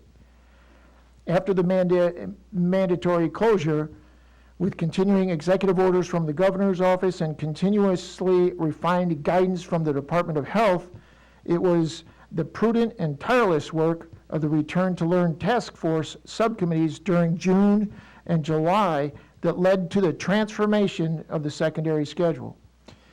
In late July, the LPS Steering Committee accepted the recommendation of the Curriculum Task Force to move to a block schedule, which would reduce student and staff daily interaction and exposure by taking that 6-period day and spreading it out over 2 days. I think it's important to remember the dialogue and decision that metamorphosed our secondary schools was not the result of a lengthy process of what would usually be a year or 2 or more of study and analysis. That transformation and the block schedule that resulted were in response to the growing pandemic. I think it's also important to emphasize the amazing collaboration of all stakeholders, and especially between our teacher unit, other staff units, and the district to make that incredible work a reality in such a short amount of time. We appreciated the ongoing partnership of LEA leadership throughout this entire process. The district hired the equivalent of 35 more teachers, created the Livonia virtual program, and reduced class sizes across the wide spectrum of classes at both the elementary and secondary level. The secondary schedule that we currently have is comprised of 3 100-minute classes per day with a 1:15 middle school dismissal of students and a 1:55 or 2 o'clock dismissal of high school students. It also calls for an asynchronous hour attached to each student's instructional day. That current schedule is not sustainable moving forward into the next school year. To answer why not, for starters, I'll begin with the asynchronous hour. I think most stakeholders will agree our async hour is not as beneficial as a sync period or a face-to-face experience. That async hour also creates burdensome bureaucratic challenges of concurrence with the pupil accounting manual and our ability to count students as full-time students. Dismissing students at 1:15 or around 2 o'clock is not in our future plans. With that contextual background information and the knowledge that we would not keep in place our current schedule into next year, in December of 2020, we began administrative dialogue about a schedule model for next year. We studied various daily scheduling options, and the research was clear that no one specific schedule model has been proven to be superior to others in terms of student achievement. In January and February of this year, building principals engaged in extensive dialogue with their teaching staffs that acknowledged we had familiarity with the traditional 6-period day, and we now had limited experience with a block schedule. And the question was posed, would one of those options or something totally new to LPS, such as trimesters, better serve our students? To keep the secondary process of student course selection and the hiring of new staff flowing appropriately, our discussions had to result in a decision this month, in March. As we progressed through those 2 previous months of study, our administrative team realized we would be hard-pressed to implement another schedule model without additional study, input, and training to be ready for implementation in the fall. That all being said, it became increasingly clear that this was not the moment in time to make a major and lasting shift in our secondary daily schedule. And subsequently, the administrative decision was made that a return to our traditional 6-period day was in order. I can go through these 4 topics each, or pause after each one for questions or comments. Maybe pause in case there's questions right at the moment. Ms. Bradford? My personal opinion is while we did a yeoman's job at switching over to the block schedule during this crisis or pandemic moment, I concur fully that I think moving back to the 6-hour segment of a day is better for our students based on the information that you shared with us. I think when I sat on that committee for Return to Learn, and we worked really hard at trying to figure out what it was going to look like. And I think, when we did that, it looked like that was a good option for what we were trying to accomplish during the pandemic. I think long-term, like you said, block scheduling is done in other districts that I'm aware of, but it's without extensive review that they have chosen to do a block schedule, and I think it's prudent for us to move back to the 6-hour day. And if our staff and teachers feel that that is the wisest way to move forward, I would be in agreement with that. So just a comment on that. Thank you, Mrs. Bradford. Any other comments? Mrs. Bonnefield? I'm assuming that if there is, obviously we need to go back to the 6-hour day. Like you said, we didn't do the research, we don't have the training, it's not been set up to work. If there is a push maybe to go to a block schedule, I'm assuming that you're open to taking that on and then doing the appropriate Livonia process of talking about it and working through it and making sure it's going to work and pilot and all that kind of stuff. Should there be a group, as you said, there wasn't anybody pushing for it before we did this, so to go back to it is go back to the 6-hour day is prudent. But if there was a group, or I'm assuming that we would take that under consideration should that be brought up.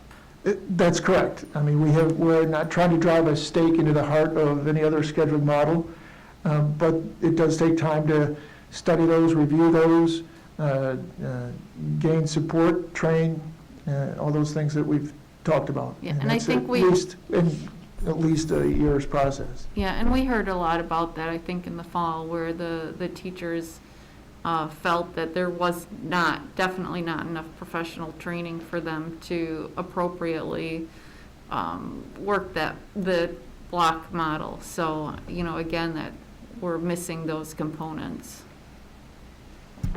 Thank you, Mrs. Bonnefield. May I just make a comment? So I would just note that, again, the efforts of the Return to Learn Task Force and the subcommittees were extensive. While it was a short period of time, it was an intense period of time, and there were many competing elements to what we were trying to create. And first and foremost, a safe, secure learning environment for our students, as well as one that we believed was instructionally sound. And I believe that with the leadership of the Division of Instruction, our school principals, and each member of our staff, we were able to accomplish that this year. And that was really a true tremendous effort on many people's parts. So to move and transition curriculum, instruction, to a block schedule, to a 100-minute block schedule was a significant transition. Again, as Mr. Wollenberg stated, we would not have been able to sustain this particular block schedule. So I want to help be sure that that's clear for our community, because we have certainly heard from some families that have found great benefit into that schedule for their students. And so in any case, if we moved forward with a block schedule for next year, it would have required and necessitated a different schedule. We would have had to include that 60 minutes, approximately 67 minutes back into the schedule. We couldn't have just made each one of those blocks then 120 minutes because that really is longer than recommended.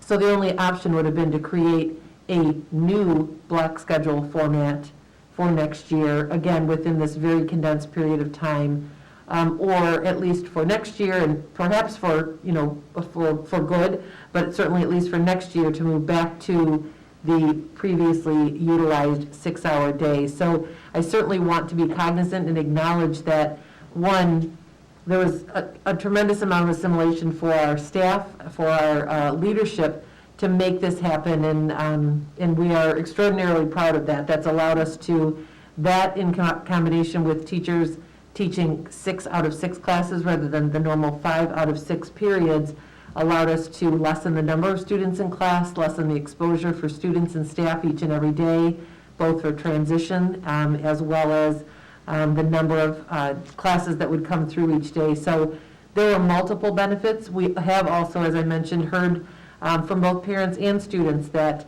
there were elements of the block schedule that worked very well for them. There were others other elements that were very challenging.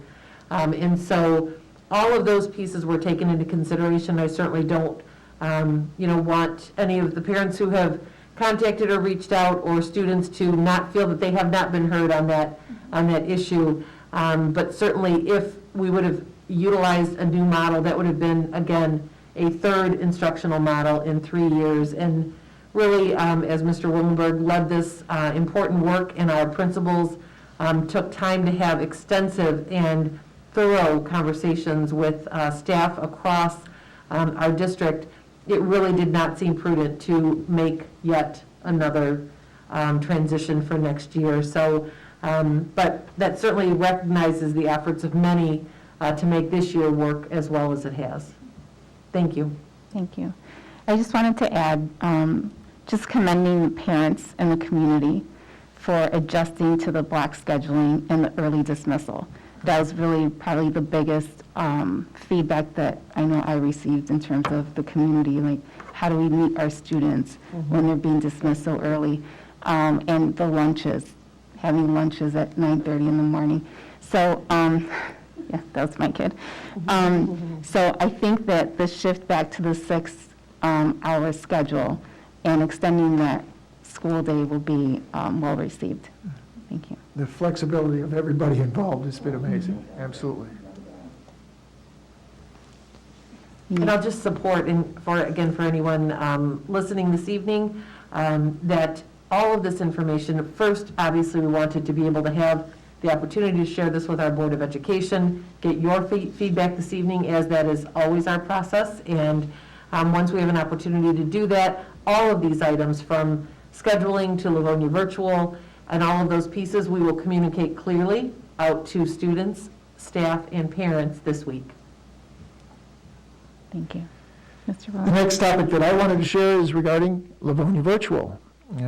And I do want to be precise in my language, so I have a script that that's helping me along here. Thank you for your indulgence. The Livonia Virtual Program is an online learning platform designed to replicate the LPS classroom experience in a remote setting. LV first became operational in September of 2020 in response to the COVID pandemic. During the 2021 school year, almost 29% of LPS secondary students selected the LV option for their instructional learning mode. With nearly 2,000 secondary students currently scheduled in the LV program, it only seems reasonable and prudent that we continue the program into the 21-22 school year. That has been and is currently our plan moving forward. Our 2022 version of Livonia Virtual will have several significant differences to how it was originally established in the face of the pandemic. Next year, as we do away with the asynchronous period and revert to the traditional 6-period day, we will be running our in-person classes and the LV classes with a parallel and mirrored time schedule. every time period for Livonia Virtual, although different at the middle and high school levels, will now be the same for in-person instruction. The middle school second period and third period will start at the same time. The high school fifth and sixth periods will end at the same time. LB students next year will be engaged through 6 full synchronous periods of instruction. Another difference between LB this year and next is that we are expecting students and families to make a year-long commitment to the program. Without that year-long commitment, we are forced to redo our entire scheduling process with potential layoffs and hirings of teaching staff at the mid-year point. We also want to make it clear and to acknowledge that not all our LB offerings this school year were a good fit as virtual classes. During the last approximately 2 months, our building principals have engaged with each LV teacher and program leaders to discern whether their course is reasonable, appropriate, and viable to continue offering during the next school year. We are thrilled to offer LV into next year, but those discussions resulted in limiting our LV course offerings. Based on their feedback and review, next year we are not offering our magnet programs such as MACAT and MSc, which was not offered this year, and Global Ed as LV offerings. They are specialized programs with an emphasis on cooperative social interaction and cohort instruction.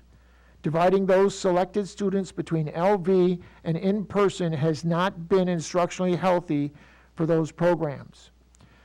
Other programs such as Kappa and courses such as symphony band, concert band, orchestra, and vocal music, which are performance-based courses, also present challenges to replicate in an online setting.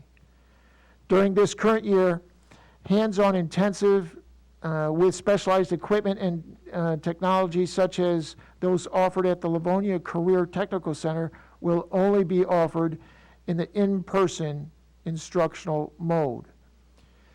With the possible exception of Career Center students, LV students in 21-22 would not be able to create a combo schedule that allows them to remain in LV but also report to their home school for in-person instruction of those specialized courses. The mirrored time schedule of LV and the in-person instructional mode simply makes that infeasible for students.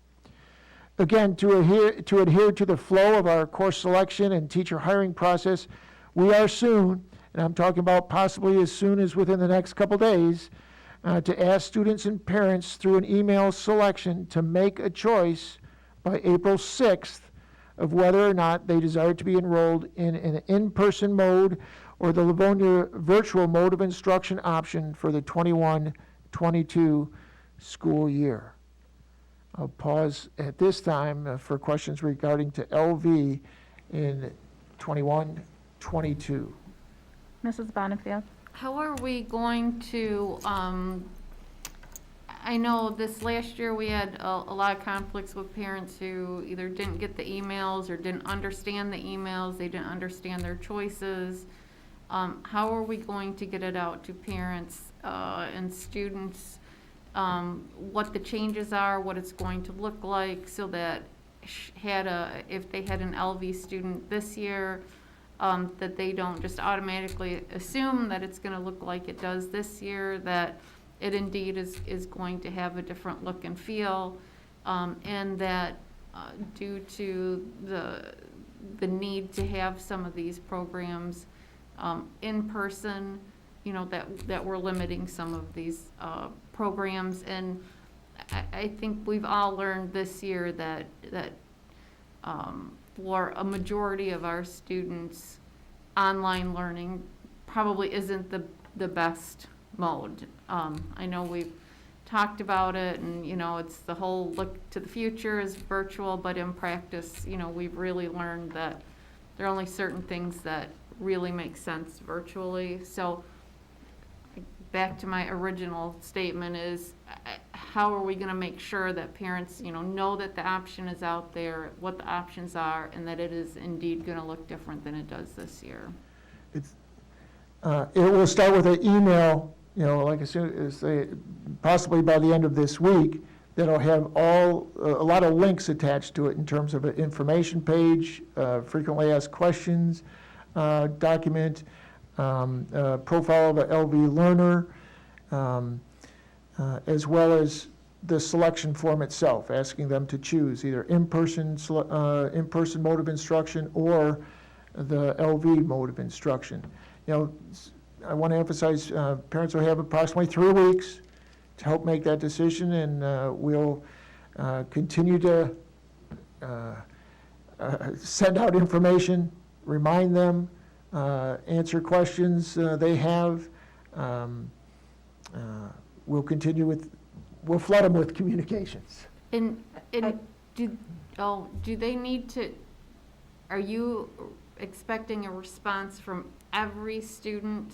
Okay, so if somebody doesn't respond, we're not assuming that they want to do one or the other.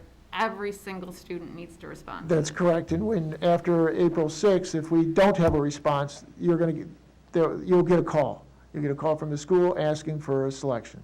So we want to be as precise as possible, because that helps us as we determine our staffing needs and how we'll schedule. So just two points to just finalize that piece. That is the case at the secondary level. Okay, that's That what's will my not be question. the case at the elementary level. So we'll talk about that separately.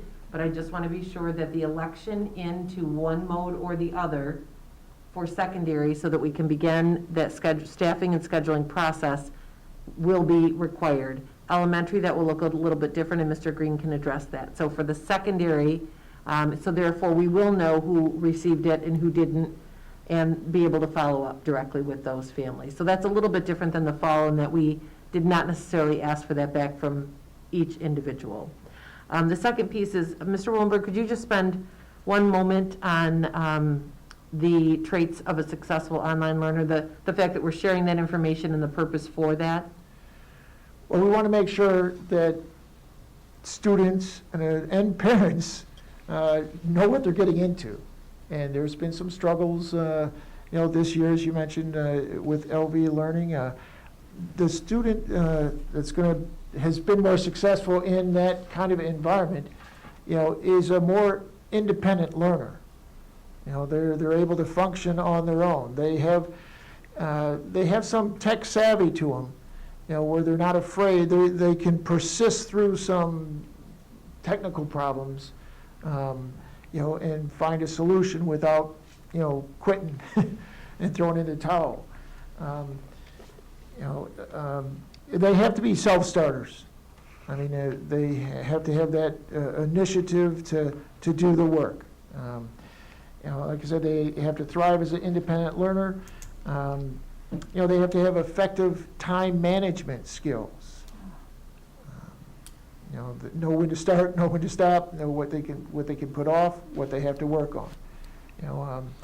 The grading systems and attendance policies will be the same for LV and for in person. So they have to keep up with their work. We'll expect that they attend class every day, just like in person.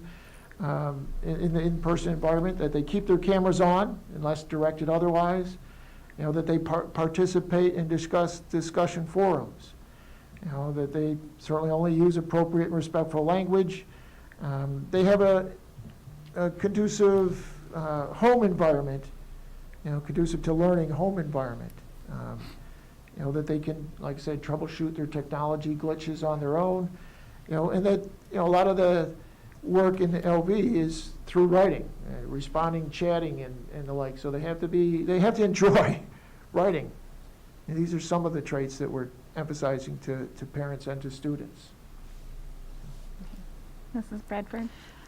I think it's going to be really important to let the parents know the most simple way, maybe with some bullet points, because there is so much information that has to be disseminated, and for a parent to understand because we're asking them, A, to make a year-long commitment, B, to know that the program is going to look quite different, especially when you're saying that it's going to be all synchronous learning, no asynchronous. I think that's a really important point to drive home, because some of these families might think, oh, it's going to be like it was, and it's going to be totally different. Like you said, it's going to be an online, you're going to be there, sitting there for 6 periods, 6 hours. So, you know, at your computer, where I think that looked a little different, is my understanding this year, as you ran that LV program. So I guess I just want to make sure that you make sure that it looks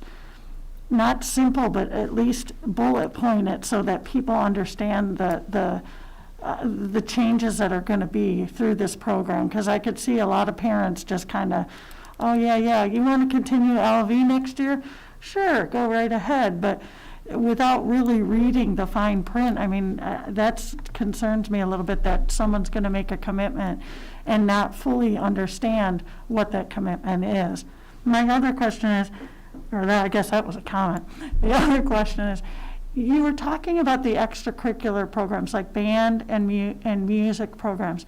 So is it my understanding that if a student is a band person or a music person, or that they would not be a candidate for LV because they're not going to switch back and forth? They're not going to come in person to have the phys ed or things like that. So you know what I'm saying? So Yes. like, let's say you choose to do phys ed as a Elective. Elective, thank you.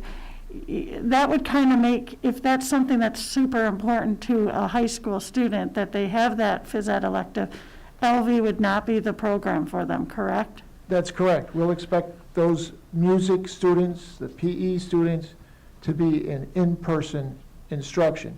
And part of our email link that we'll share with students is the exact courses in each grade, 7th grade, 8th grade, 9th grade, 10th grade, 11th grade, and 12th grade, that will be available through LV. So And- they'll have that to look at to determine what course, see if they can, Yeah. if there's a schedule that meets their child's And I needs. think that's really important to let them know, these are the guidelines of what a type of LV student should look like, because a lot of these kids, if they're not self-motivated, able to sit and do the work on their own, they're not a good candidate for the LV program. This has to be a certain type of student that thrives learning on their own, more inquisitive type of student. So, yeah, I could see that being a very big piece of information that I think is important, that we really hone in and make sure our parents really take a very close look at that, because you don't want to make a commitment for a year-long program of study, and if it doesn't fit, you know, once the student gets in there. So I guess I know we have to move forward with that, but so just so you know. So I would just make a follow-up comment on that, and I think you're exactly right. And I will say, Mr. Willenberg has spent days crafting the message, and Mrs. Jenkins has worked closely with him, and I know he's received support from, you know, DOI and feedback from staff from working on with him on this as well. So I think you're right. There's a complexity to this, and so while we need it to be simple, we also need it to be thorough.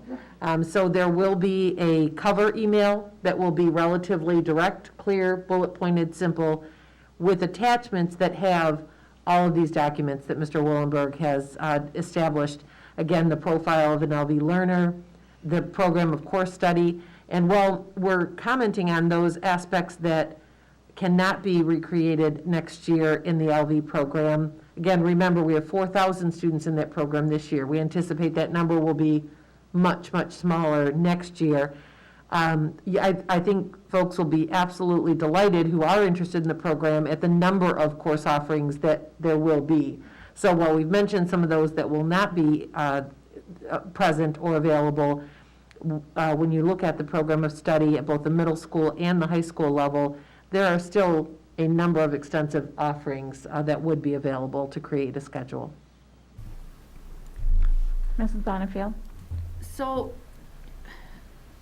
as our students have different ways to learn, you know, I'm wondering, and I know there's a time crunch here, and if it wasn't planned, but is there any way to do a short, like, commercial or something that,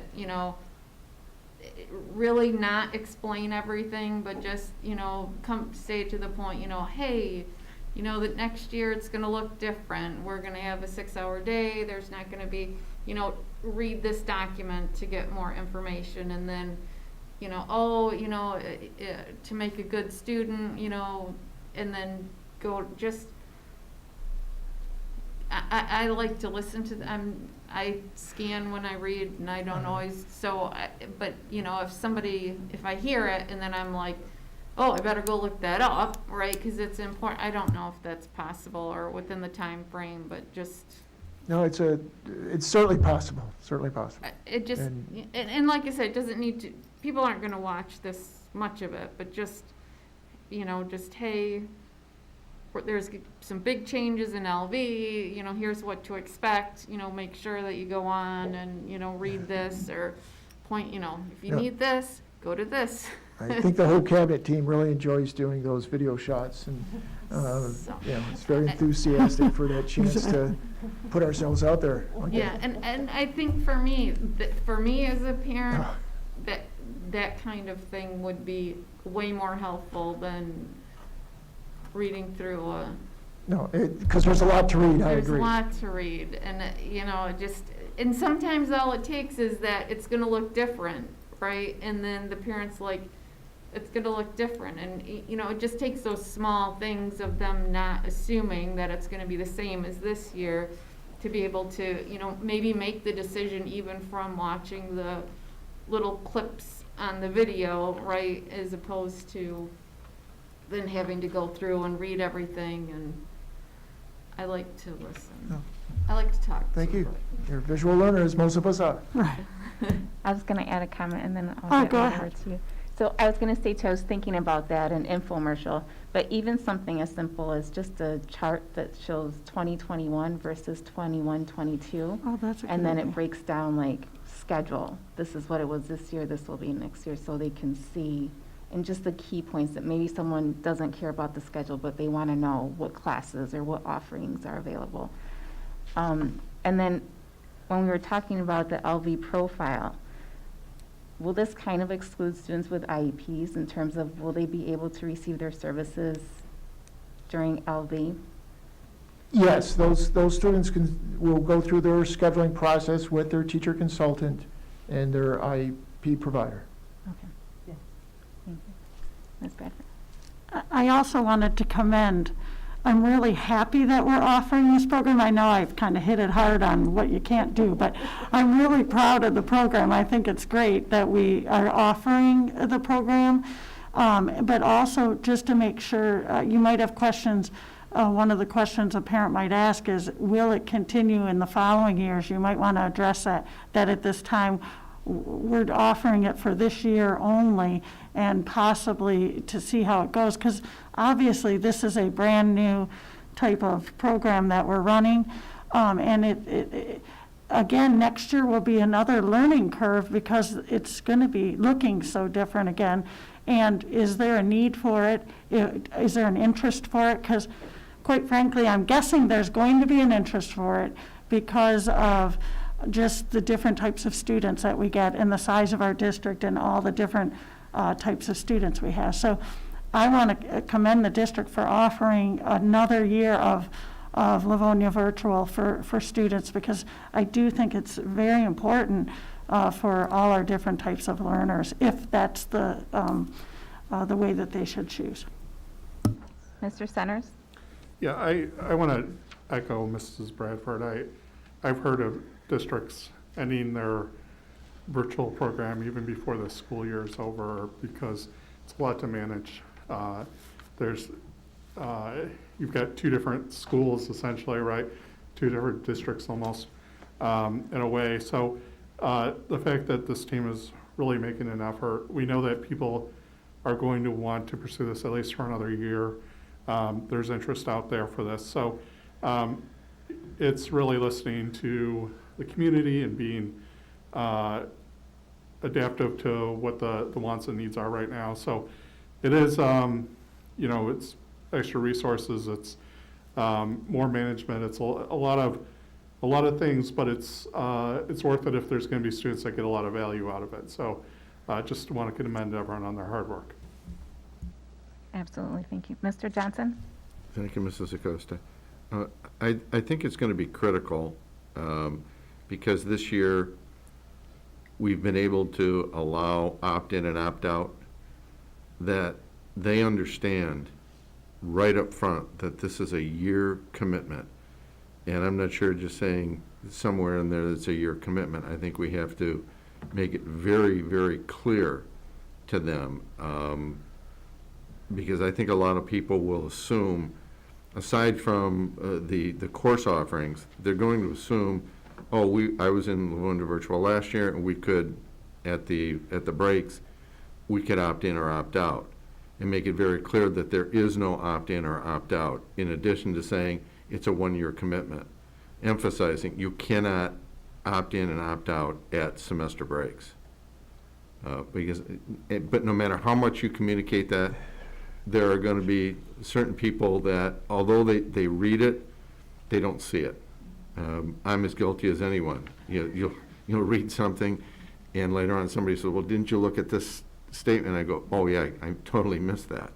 That I think we have to make it vitally clear that you can't opt in and out of the program.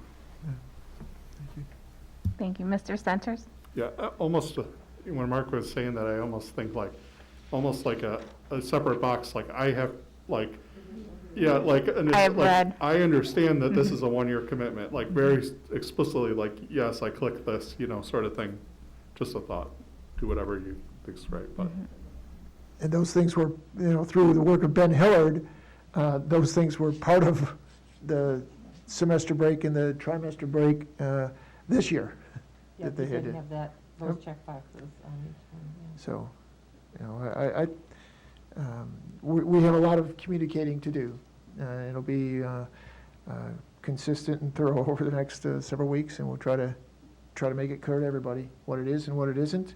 I want to emphasize to parents, if your child was not successful in LV this year, I would strongly question whether using LV again is the right mode of instruction for your child. Mrs. Bonnefield? The whole year thing, I think, do we also need to make it really clear that to the parents who are sending their kids to in-person, that is also a year-long commitment? I think I would assume, I'm sitting here thinking we all assume that if they decide to go back to in-person learning, that's what they want and that's what'll happen, but that is as well. I don't know if that's included in there or if that's just assumed, but I think that might be a really good thing to remind the parents who are sending their kids back to in-person that as well is a full year commitment. Okay. Thank you. Yeah, all of that is really helpful because I know you're looking at that with your lens on, both as a board member, a community member, a parent, and so it's helpful to have that feedback as far as what needs to be included. Go ahead. I'll continue. Thank you. Point number 3 involves secondary start times. And tied tightly and connected to the work of the Return to Learn Task Force subcommittee of last summer was a shift of secondary level starting times. As you are well aware, middle and high school starting times were switched and the middle schools were linked with the first and earliest starting school time. The reasoning behind that decision was based upon the challenge of a 100-minute class period and its division into sync and async components, and the thinking that middle school students would be more responsive to a sync session at the earliest part of the day. The decision also honored the research that shares the circadian rhythms of older students that are better suited, to a later start time.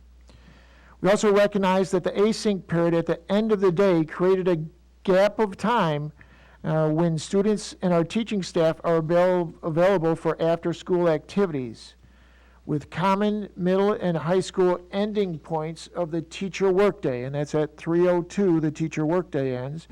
The level that began first would have an hour and 45-minute gap of time before clubs and athletics would begin. Based on that conundrum, it was reasoned that it would be less problematic overall if the high school level was matched with the later start time and the smaller after-school gap time. All that has worked relatively well until now. We now overlay next year's daily schedule that adds an additional period of LV sync or in-person instruction. If the start and dismissal times remain unchanged going into next year, high school students will not dismiss until approximately 2:50 p.m. That fact creates issues for many after-school activities, such as being dismissed early from the last period of the day to catch a bus to an away athletic competition. It also essentially eliminates an after-school period of time between the end of the classroom instruction and the end of the teacher workday that is often used for individual student help and as a make-up work period. We have explored the feasibility of combining the middle and high school bus runs so that we could have a common start and end time, but without an influx of at least 24 more drivers and 2 dozen more buses, or eliminating busing for 10th through 12th grade students, which, let me make clear, is not our recommendation. A combined bus run with middle and high school students is simply not a feasible option. Our plan for the 2021-22 school year is to revert back to the pre-pandemic operational plan that had the high school level starting before the middle school. I'll pause for comments and questions. Ms. Jarvis? Thank you. Mr. Willenborg, in reverting back to our pre-COVID schedule with the 6 hours, would the earlier start time at the secondary level also allow us to once again have a 7th hour class? And if we kept with the later start time, would that preclude our 7th hour class? I know a lot of students depend on that 7th hour to meet all of their state requirements. There's not a plan to take away that 7th hour if we have that earlier start time. I mean, that fits into our the normal operational schedule. We would continue with the 7th hour for select classes. Right, but if we had the delayed start, if we were to continue with the delayed start at the high schools, then we would not be able to accommodate a 7th hour. We Is that could correct? consider a 0 hour, Oh, boy. but you wouldn't have a 7th hour on that schedule, no. Thank you. Mrs. Bradford? Thank you, Mrs. Acosta. Well, I believe this might be disappointing to many parents at middle school and high school, probably more high school parents and students aren't going to be happy with that. We might hear a lot of grumblings about it. I see the value in switching it back. It's really difficult. We've always had conversation about high schoolers start with a later start time, and it's more beneficial. And I think we do our best to try to accommodate that. But if you look at the way our schedules are put together and everything, it's just not feasible. It is unfortunate that our high schoolers have to get up early like that, and they're expected to be in their classrooms at 7:25. That's never easy, but I can see why we need to revert back to those scheduled times. And I just think that it is what it is. We're going to have to, make this change back, and I think might hear grumblings anyway, either way. So that's just my opinion on it. But I think it's quite prudent of us to revert back to 6 hour periods, and that 7th hour is really important at the high school. So looking at the big picture, I think that's just how it has to be. So. Thank you. Mrs. Bonifield? I think also, again, this goes back to pre-COVID and the amount of time we took to make these changes. We were definitely, with the scheduling, the time starts and the block scheduling, all this was in quick reaction to making sure that we could do the best for our students. And that is not normally the way LPS works. Usually, again, it's with a lot of forethought, a lot of study, a lot of planning, a lot, again, trying it out before it happens. And so I think, again, this goes back to, as Mrs. Bradford said, this may be disappointing to some families, but I think going back to where we were and where everybody's comfortable and we know that it works appropriately like we need it to in order to do the best for every single student in the district. And if we choose to, move forward and look at that as an option, that then we can, go through the regular process on making that decision and piloting it and researching it, and if we have to do, professional educate, whatever we need to do it. So again, like you said with the schedule, we're not necessarily putting a stake in when the kids are going to start school, but it just didn't go through the right process to make sure that it was the right thing to do and how we were going to do it. So I totally agree that it's going to be, again, a change for parents, and whether or not we're going back to an old schedule or a new schedule, it's a change from what we were doing this year, which is uncomfortable for people. It's somewhat disruptive, but as we all got used to this year's schedule, next year we're all flexible and we can to get to that point. So again, I think if we were to get a huge outcry that they wanted something different, then that we could go through the appropriate LPS process like we do to make sure that it's the right thing and we've got all our ducks in a row before we, move forward. But again, and I know I've talked about this a little bit, but I want to make sure that I think that what we did this last year was amazing, and everybody was, the things that everybody said. So when I'm saying we're going back to this stuff, I don't want to put a damper at all on what happened during the pandemic year. I think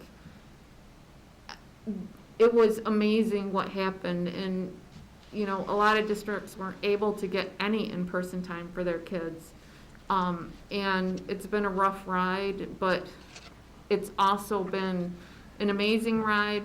And I think we also learned a lot from what works and what doesn't work. So if we do in the future say that, what are we going to do with LV, or what are we going to do with the kids' start times, or how are we going to do the block schedule, that we have some real life experience to be able to say, this, we've tried this and we know what works and what doesn't, and, be able to modify it or use this. So I can't say enough about the challenges that were overcome for this year. So I don't want anybody to think that I have any negative feelings about what happened during the pandemic year, and that moving back to, our original schedule is definitely what we need to do. But I can't say enough, and I don't think people really understand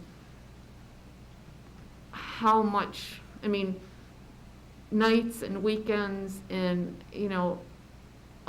a lot of, you guys kind of lost your summer last year. It wasn't a 40-hour week. It was almost 7 days, 24 hours a day, which I think is not an exaggeration for what you guys did for us. So I just want to make sure that everybody knows how much I appreciate what happened. No, thank you. And I've tried to emphasize that our reasons for switching during the summer were all done based on reasoning. And our switching back now is all done based on reasoning. Yes. It's a thoughtful process. Yeah.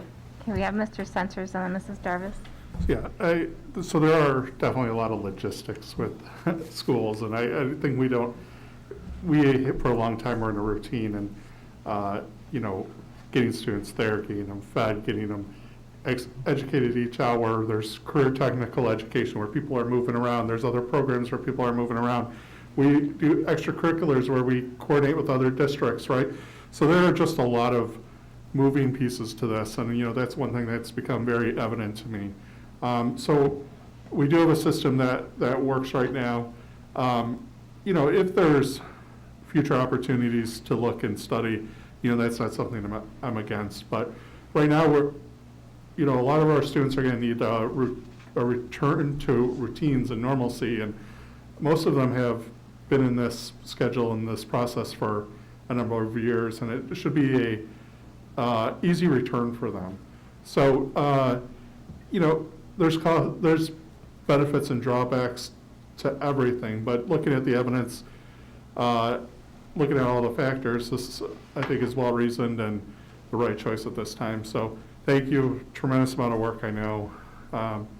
It's contentious, trying to really look at the day and the learning blocks that go on. So again, I appreciate it. It's hard work. Thank you. Mrs. Jarvis? Thank you.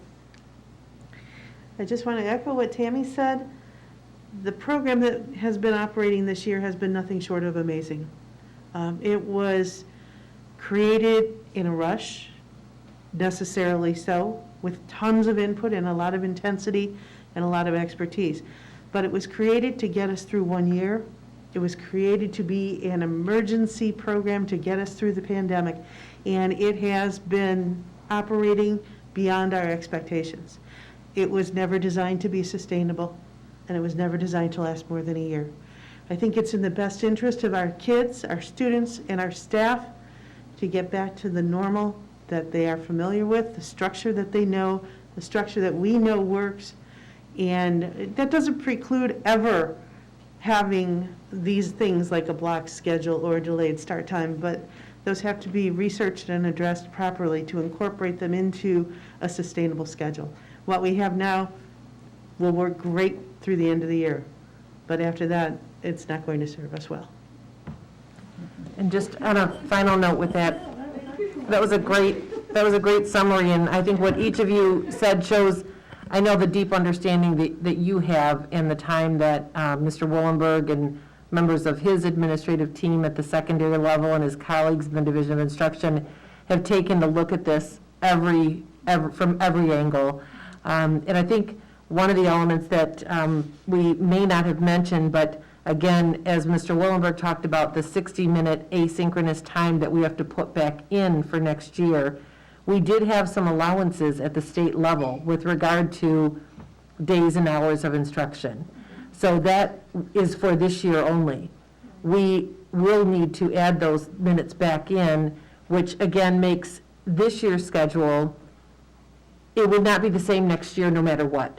So the end time, even if the start times stayed the same for those levels, the end time again would be significantly different. And that's really what necessitated our discussion and dialogue to talk about what impact that would have on things like 7th hour, the impact on clubs and activities that are run in that period of time after school, the time to get students where they need to go within our division, our KLAA division, and in being in coordination with other schools. So, and not to mention our 4-tier bus run. So there are a lot of different complexities, and I will tell you, each one of those I know were studied carefully, in addition to even having, again, the same schedule for both levels, which unfortunately is not a feasible option to consider. But I appreciate the depth at which you've looked at this, and I know you have, as we've shared this information over the past several days. And I think it will be important for us to be able to communicate that to families and to students. Because, as you said, Mrs. Bradford, there certainly, with any of these decisions, maybe some questions, some disappointments, certainly some agreement.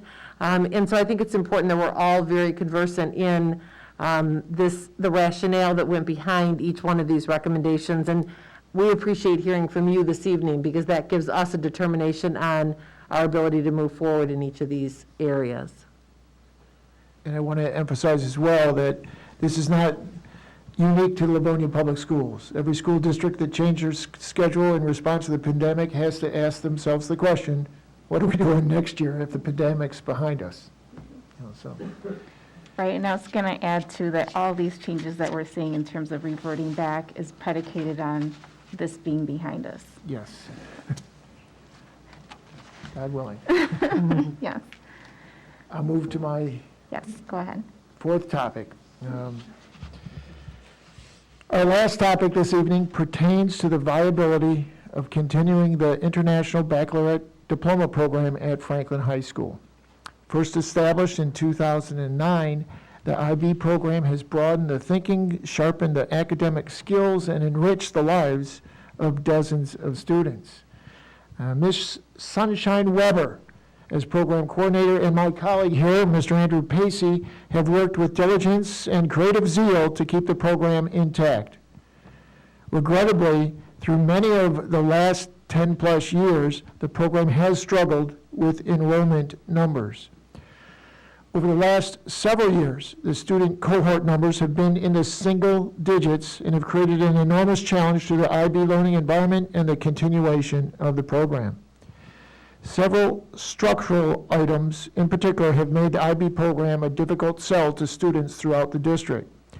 With a limited enrollment, we're never able to expand our course offerings, and students were locked into a limited schedule. We could not offer an IB music class, and we could only offer IB Spanish as its world language component. In addition, as designated by the International Baccalaureate Organization, students do not begin their IB classes until the 11th grade. We always knew that if we did not pull district students in as ninth graders, it would be unlikely that they would transfer schools to Franklin after 2 years at their home school. Even Franklin students look forward to the wide array of elective course offerings open to upperclassmen, and most were not willing to venture into the IB experience. Another significant factor of the enrollment struggle is the robust offerings of the AP courses throughout the district. Stated plainly, our AP offerings were much more appealing for students that wanted a more diverse and challenging course load. The IBDP, the International Baccalaureate Diploma Program, required that a student's entire course load be IB courses. There will be 0 International Baccalaureate Diploma Program students within the graduating class of 2021, and there are only 2 students left in the IB program. Our plan is to end our International Baccalaureate Diploma Program course offerings, and thus, albeit very sadly, effectively disband the IB program as we move into the 21-22 school year. I'll pause for comments or questions. Have a chance for Mr. Pacey to share any comments that he might have. Sure. I mean, just to give you a picture of what we're looking at, in order to earn an IB diploma, as Mr. Willenberg was talking about, as a junior, you are taking 6 IB courses, and in a normal year, that is already determined for you what classes you're taking, and you're traveling with the same cohort all day. And what we have is a number of our accelerated students that want to broaden their horizons and look at other AP offerings, and we offer 11 different AP courses that you can obtain a boost in GPA as well as potentially earn a college credit, sometimes in a semester, sometimes in a year, as compared to the IB courses that require you take 2 years of an English course in order to qualify for college credit. So it makes it very challenging to convince students that this is the way to go. Thank you. Mrs. Jarvis? I have to start by saying this saddens me. The IB program is an exceptional program. It's world recognized. It is international in scope. It is eminently portable. Students in the IB program around the world study the same curriculum. It is one of the only programs that universities recognize, especially in Europe, as being fully complete, such that students who graduate from it start instantly in college without having to take a year of additional study. Exceptional program, and I'm so proud that we had the opportunity to do it. However, as Pogo would say, we've seen the enemy and it is us. The other programs that we offer that are some of the pride and joy of Livonia are not compatible with this program. They draw students away from it. And, Mr. Pacey and Mr. Willenborg have summed up the circumstances that make this program not tenable at this time. Not to say we would close the door on it forever. I would love to see it come back at some point, but I don't think that time is now. Thank you, Mrs. Jarvis. Any other comments? Mr. Centers? Yeah, so I think this is obviously a really valuable program, but for a number of reasons you cited, it's clear that it is unsustainable. I have this feeling that I'd hate to see this program go without us trying to think and be innovative about what is the next thing that our district can do that would be appealing to students and offer them an edge or a draw. I would love to see something like that at Franklin. So I don't know exactly what that is right now. One thing I've been looking at is like some of the things that are popular with Michigan Virtual, right? Programs that kids can't necessarily get in traditional schools that, maybe there's a market for. So, I hope we can, obviously there's great stuff happening at Franklin, but I would love to find something else and stay innovative with what we're doing as a district, and make sure that's spread out across the district. So that's just my thoughts. Thank you. Mrs. Bonnefield? Mr. Willenborg, can you talk just a little bit about the efforts that were put into really selling this program, that it's not for lack of trying?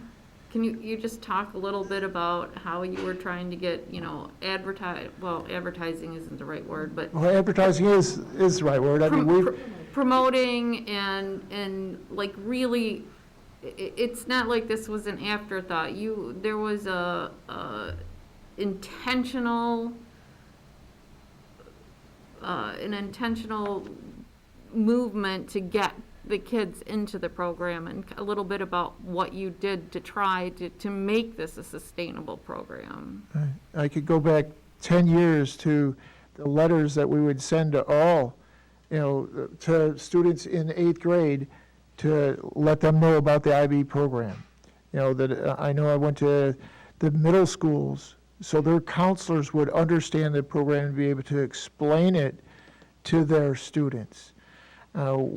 Every year through, last year, we would go to other schools' preview night where you showcase your schools. We would go to, Stevenson and Churchill's preview nights to make sure that, we had a presence, the IB had a presence. It was, I wish there was something that, would make it magical, for students throughout the district.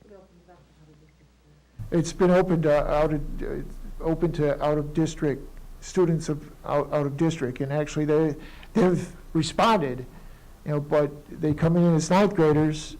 By the time they're 11th graders, they have different plans, and they're no longer IB students. So that's, those are some of the things that we've done. And certainly, as you know, we have two of the program's greatest advocates sitting here at this table. You know, is under Mr. Willenberg's leadership, and I believe Molly David, and subsequently Sunshine Weber, and I'm sure many others that I'm not mentioning, that brought this program as the first in Wayne County to Franklin High School. And Mr. Pacey has continued that outstanding tradition, again, along with the leadership of Mrs. Weber. So I think we certainly have two of the folks here who would certainly have most vested in seeing this continue if it was feasible to do so. And if we had the interest of students to continue in that program, we would love to continue offering it. And I certainly wholeheartedly concur with Mr. Center's comments with regard to, I think that's the excitement of, as we look forward to the 2021 bond, some of the things we're talking about is future forward and what are those opportunities for students. And so I certainly think we can continue that discussion with both Mr. Pacey and Mr. Willenberg to see what that next iteration may look like. Thank you. Mrs. Bradford. Thank you. How many students, since it's 2009, how many students have graduated through the IB program? Do we have that number? We could get the exact number, but. I just, the reason I say is it is really disappointing to hear this news, but wow, what hearty congratulations to all those students who started this and the staff that put this program together. It certainly should be recognized for all the years that this program has run since 2009. And it is disappointing, you know, that it isn't sustainable, but I concur with everybody about maybe there's another type of program that would be best suitable at Franklin to open up and continue. But kudos and hats off to those who graduated, because I know that was a big, wonderful program that was run all these years, and so many teachers and administrators that really rallied around such a great program as the IB program, and what a proud program to have for our district. So it is it's disappointing, but at the same time, I guess you're right. We have to move on if it's not sustainable. So, Mrs. Bradford, to put it in perspective, since 2016, we've had 54 students graduate from the IB program, and that means they have the full diploma. Put in perspective that in a year, we'll have anywhere from 90 to 110 students take an AP US course. yes. So they get their first taste of an advanced placement course in 10th grade, and those are also the IB students, and they kind of get. I'm sure it's kind of difficult from there. because they, like you said, they want more opportunities and options, and those just aren't there. So, with this particular program. So thanks. Thank you. Any other questions, comments? I would echo what Mrs. Jarvis so eloquently stated earlier, in that it's always disheartening to lose a pride, just a point of pride for our district, but I know that we're going to look forward to something new and innovative in its place.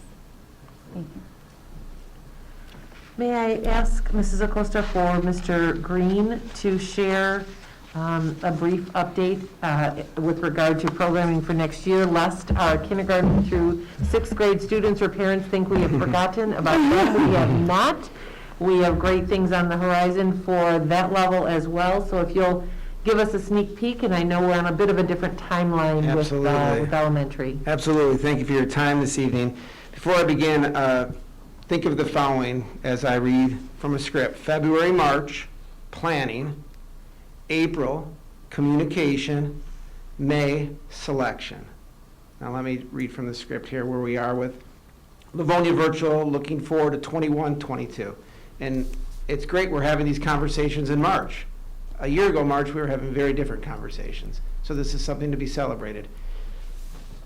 Livonia Virtual was created during the 2021 school year to address the need to provide an alternative educational experience for a significant percentage of our student population whose families had concerns about the COVID-19 pandemic.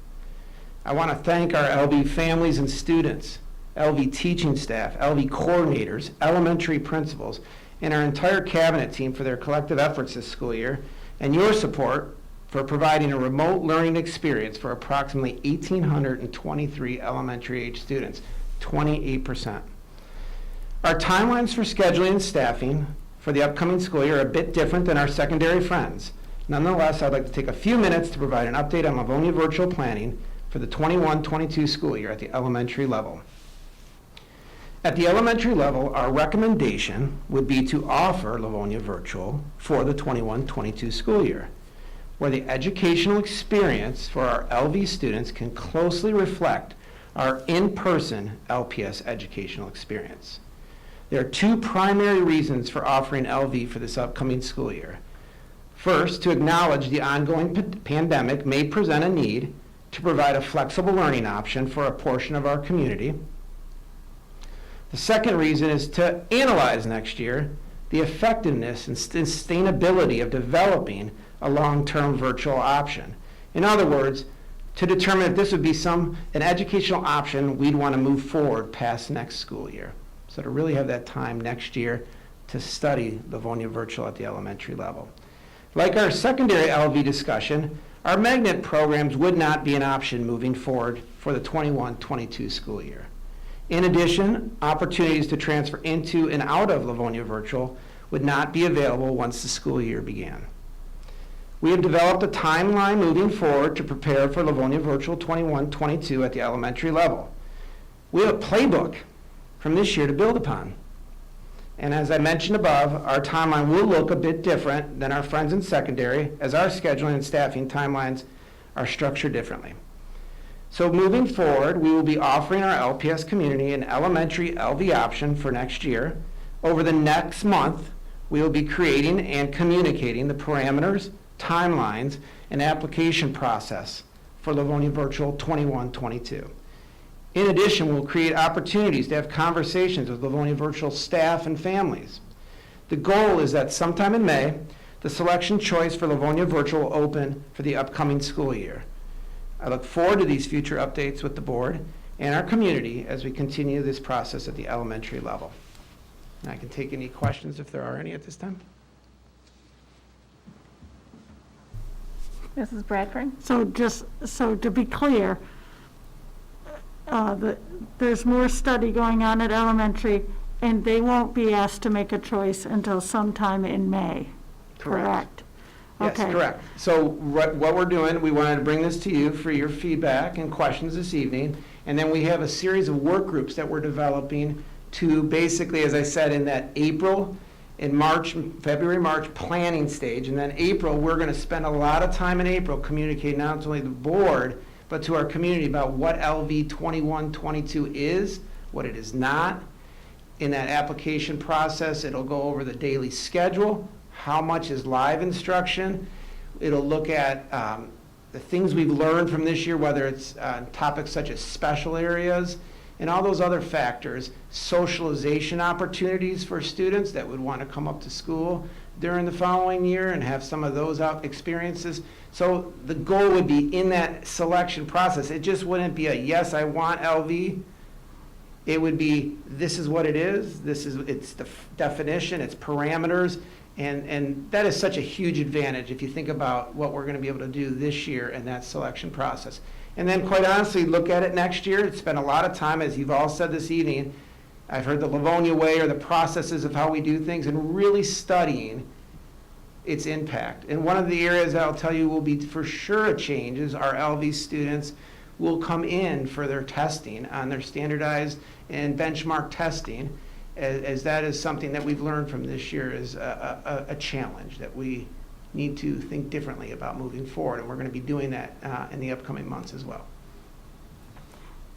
Will there be any opportunity, I know you're still planning, for possibly those LV students to, besides coming in for testing, possibly coming in for their music, art, or any other extracurriculars, so that they might actually have a little bit of socialization and things involved? Because obviously, younger kids need a lot of socialization and things like that. Absolutely. That's one of our work groups. If we're starting to define internally in Division of Instruction, and along with a fantastic job of Mr. Hillard and Mr. Traub, looking at those different work groups, and one of those work groups is special areas and, as you just said, socialization activities. Okay, thank you. Any other questions, comments? I'll just note that at our April study session, Mr. Green will also be sharing more information with the board with regard to the daily schedule, not just for Livonia Virtual, but for in-person classes. As you know, there's an asynchronous component currently, so we will be spending more time in April focused on the elementary day, the elementary program, and the offerings for next year. Thank you. And that concludes that section. We'll move on. Oh, sorry, go ahead. Oh, no, this is just information only because we don't vote on this, correct? It is information, and I appreciate Mr. Wallenberg pausing after each section and asking for your input and feedback. I just want to open it up again before we move forward with communicating out. We've covered a lot of topics tonight. We've covered for the secondary program from the daily schedule to the time frame, start times and end times, Livonia Virtual, the International Baccalaureate Program future. I just want to be certain if there's any other, these are not items on which the board votes, but certainly we look for your feedback, guidance, input, and I know you've given that along the way. I just want to open it up so we're clear moving forward that you are comfortable with these recommendations, or if you have any other thoughts you want us to consider. Mrs. Bonnefield? So, and I apologize if I missed this somewhere. We are moving forward with LV for K through 6. That is correct. Okay. And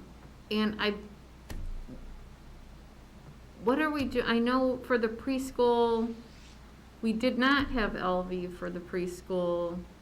There was a need for them to go remote. So there is no LV for preschool, and there will not be, correct? There is not a plan for preschool Livonia Virtual, and I don't know if Mr. Green wants to add anything else as a follow-up to your question. Nope, and in fairness, one of the grade levels that we'll be studying in the next few weeks is that K1, specifically grade level in our work groups to really dive deeper into that. We've already had some listening sessions with our LV staff, and we're going to be having a special listening session with our LV K1 staff to kind of dive a little bit deeper into that age group. We're confident we can offer a successful LV program for that age group, but we also want to be confident that aligns with our beliefs as well as we look at our earliest learners, those first learners to our school district. Okay, and then another question that I had was, like, on interest levels. So, not that I'm predicting that this is going to happen, but say, we have 10 kids that want to do LV kindergarten. How does that work into this? How are we, and I mean, this goes from K through 12, right? If we offer a class to the seniors and we only can get 5 kids into that class, how are we working through that? Is there the chance that we're going to pull classes because we don't get enough interest, or, yeah. It's a great question. I'll let Mr. Wallenberg answer the secondary piece of it, and then, yes, we do have ratios that we would need to meet at the elementary in order to make it feasible. And I'm sorry, you're going to, On a program of study, if there was only 5 students who wanted a If particular we item can't that we create have a on there. full LV classroom, what is that and gonna? that's part of the information page. It describes that, we cannot run a class without proper numbers, proper enrollment. So we can offer a class, but if we only have, again, single digits, low numbers for that, we will have to close that class and eliminate it as an offering. So, so then that leads to another question is, if the high school kids choose to be LV based on the current offerings, they've picked to be an LV student for the entire next year, and the classes that they really want are not offered, then do they have the opportunity then to move to in-person so that they can take those classes? 2 points. One, we've tried to identify the classes that we feel will be popular. So we expect those classes to run. Two, I think it would be reasonable to look at that situation and work with those circumstances. Okay, and and I don't know how you would do that, but I think parents are gonna have a knee-jerk reaction if they want their kids in LV and then they find out that their kids' classes are canceled and they've already been told that they can't switch, that this is a year-long commitment, and I don't have any idea how you would Well, word that. there's other things we could do too with that LV student, is to assign them to what's called the 21F class, which is another digital class that they can take through Michigan Virtual. Oh, okay. Or, we can work a dual enrollment process for them. Okay. So there's other options, other but options. I do think we have a wide range of course offerings that will run.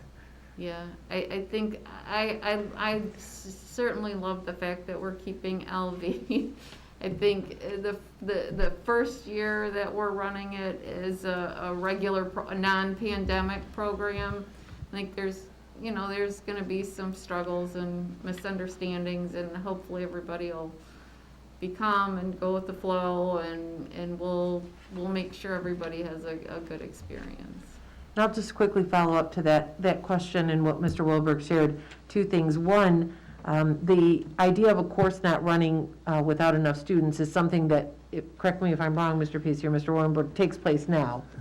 That there are times when a course is removed if at that particular school there aren't enough students to take that. So that is something that our counselors, thankfully, are very adept at then contacting that student and trying to swap in a different elective or a different course within that content area. And so we would do the same thing. And certainly if, I really can't imagine a scenario where a student's predominantly, all of their classes or most of their classes would not be offered. I think we may be talking about an elective here or there, or perhaps an AP course here or there that may not have enough students to run. But remember, they would have the ability to bring them from all three high schools. So we feel confident that the offerings that are on the list are courses that would be attractive and would be able to run. Again, there may be an elective here or there, but in that case, our very able counselors would be working closely with that student to replace that one class. Again, I can't really imagine a scenario where a student's entire schedule would not be able to be accommodated. If that were the case, certainly that would be an exception of, needing to have that student have an option for in-person. Yeah. But we would know that before the school year started. Okay, and I'm thinking of, maybe a student has one particular class Sure. in mind. Sure. And based on that one class, Yeah. again, I can't imagine that all 6 classes wouldn't be offered. Sure. But the chance that one class, Yeah. right, gets canceled, and that is, they had their heart set on that, and they can still do it if they go in person, and they're running it in person, is kind of where I was going with that. Sure. Yeah, and those are definitely great questions, and there's definitely a complexity to it, and I think we share your enthusiasm and appreciation for really continuing to offer this for another year, offering it with our LPS staff and our curriculum. So we're excited about the possibility. We think it will be a draw for some of our students and to have that flexible learning option. But you've brought up some great points this evening that we really want to tease out and be very clear in that communication. And I think Mrs. Acosta, you even mentioned a bit of a comparison to maybe what will be the same and what may be different. Really just to help create that full picture for families as they make their decisions. So this has been very helpful feedback. And I will add to having, going through the selection for next year for my student, that they still get to choose. They have options, and it's never a guarantee that what they're choosing they will get, and that's in person. So I think that they're used to kind of being disappointed just a little bit when it comes to their course selection. Mrs. Jarvis?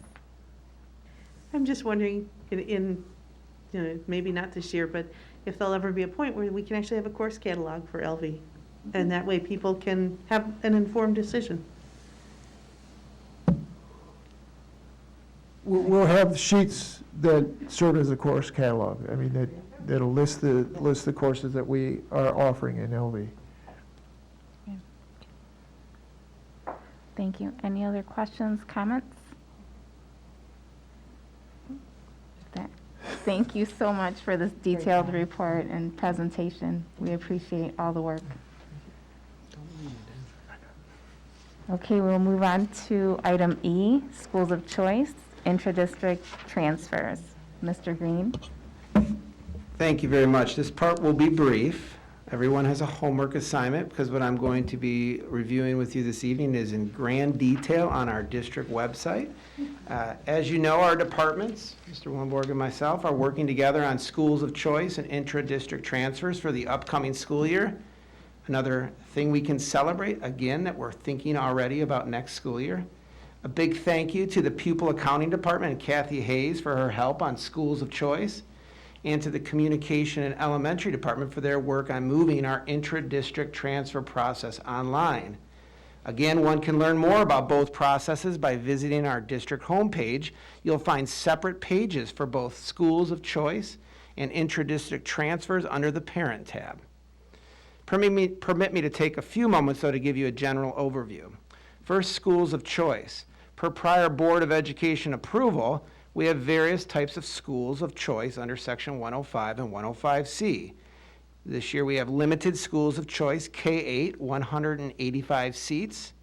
Kappa, for 9th grade only, 5 seats. And global education for 9th grade only, 5 seats. These windows remain open until March 26th at 4 p.m. Our other schools of choice options are for the alternative classrooms for the academically talented, otherwise known as ACAT, at Webster Elementary. That application window runs from April 5th through April 30th. And our final schools of choice option is Niji Iro, Japanese Dual Immersion School. Their window for applying runs from April 19th to May 14th. Again, you'll see also on our website not only great descriptions of our schools of choice process and applications for the various programs, but also our process for our lottery and notification timelines. I'll pause there before I move on to intra-district transfers, if there's any questions. Any questions? You Okay. can continue. Intra-district transfers, again, on our website under the Parent tab. Intra-district transfers are a process we have in place for those rare instances where a family may ask us to consider a change in their child's current home school. Our district website, again, am I sounding repetitive, under the Parent tab contains a link on the intra-district transfer process. Mr. Willenborg and I collectively work on these requests between our departments. We're very excited that this process now is an online application process. Before, you'd fill it out with paper, they'd mail it in, we'd get those and we'd review them. Now, there's a wonderful online application that parents can review and look at. So that is, in summary, a quick summary of our school of choice process and inter-district transfer process for the upcoming school year. And I can again pause if there are any questions. Okay. Mrs. Bonnefield? Just, now that it's moved online, are there instructions, if someone isn't able to? Absolutely. So if they don't have access to technology, they can always contact Ms. Herbeck in our office and we can assist them with that. We've actually had very positive feedback on the online process thus far. We also, in a regular year, I would say, we also have had community members in the past I've seen come here to access technology if they needed that as well. And as with all of our registrations this year, kindergarten is going on right now. Those are all been moved to online registration. Okay. But there, it is clear that there is an app, hey, if you can't do it online, give us a call Absolutely. or something that people aren't not making those applications simply because they don't have the electronic resources. Correct. Okay. Any other comments, questions? I guess just to clarify, the intra-district transfer is dependent on availability within the school or that they're looking to transfer to? Okay. Any other? Okay. Mrs. Bradford? I'm sorry, do we vote on this item at the regular meeting or no? This is until one.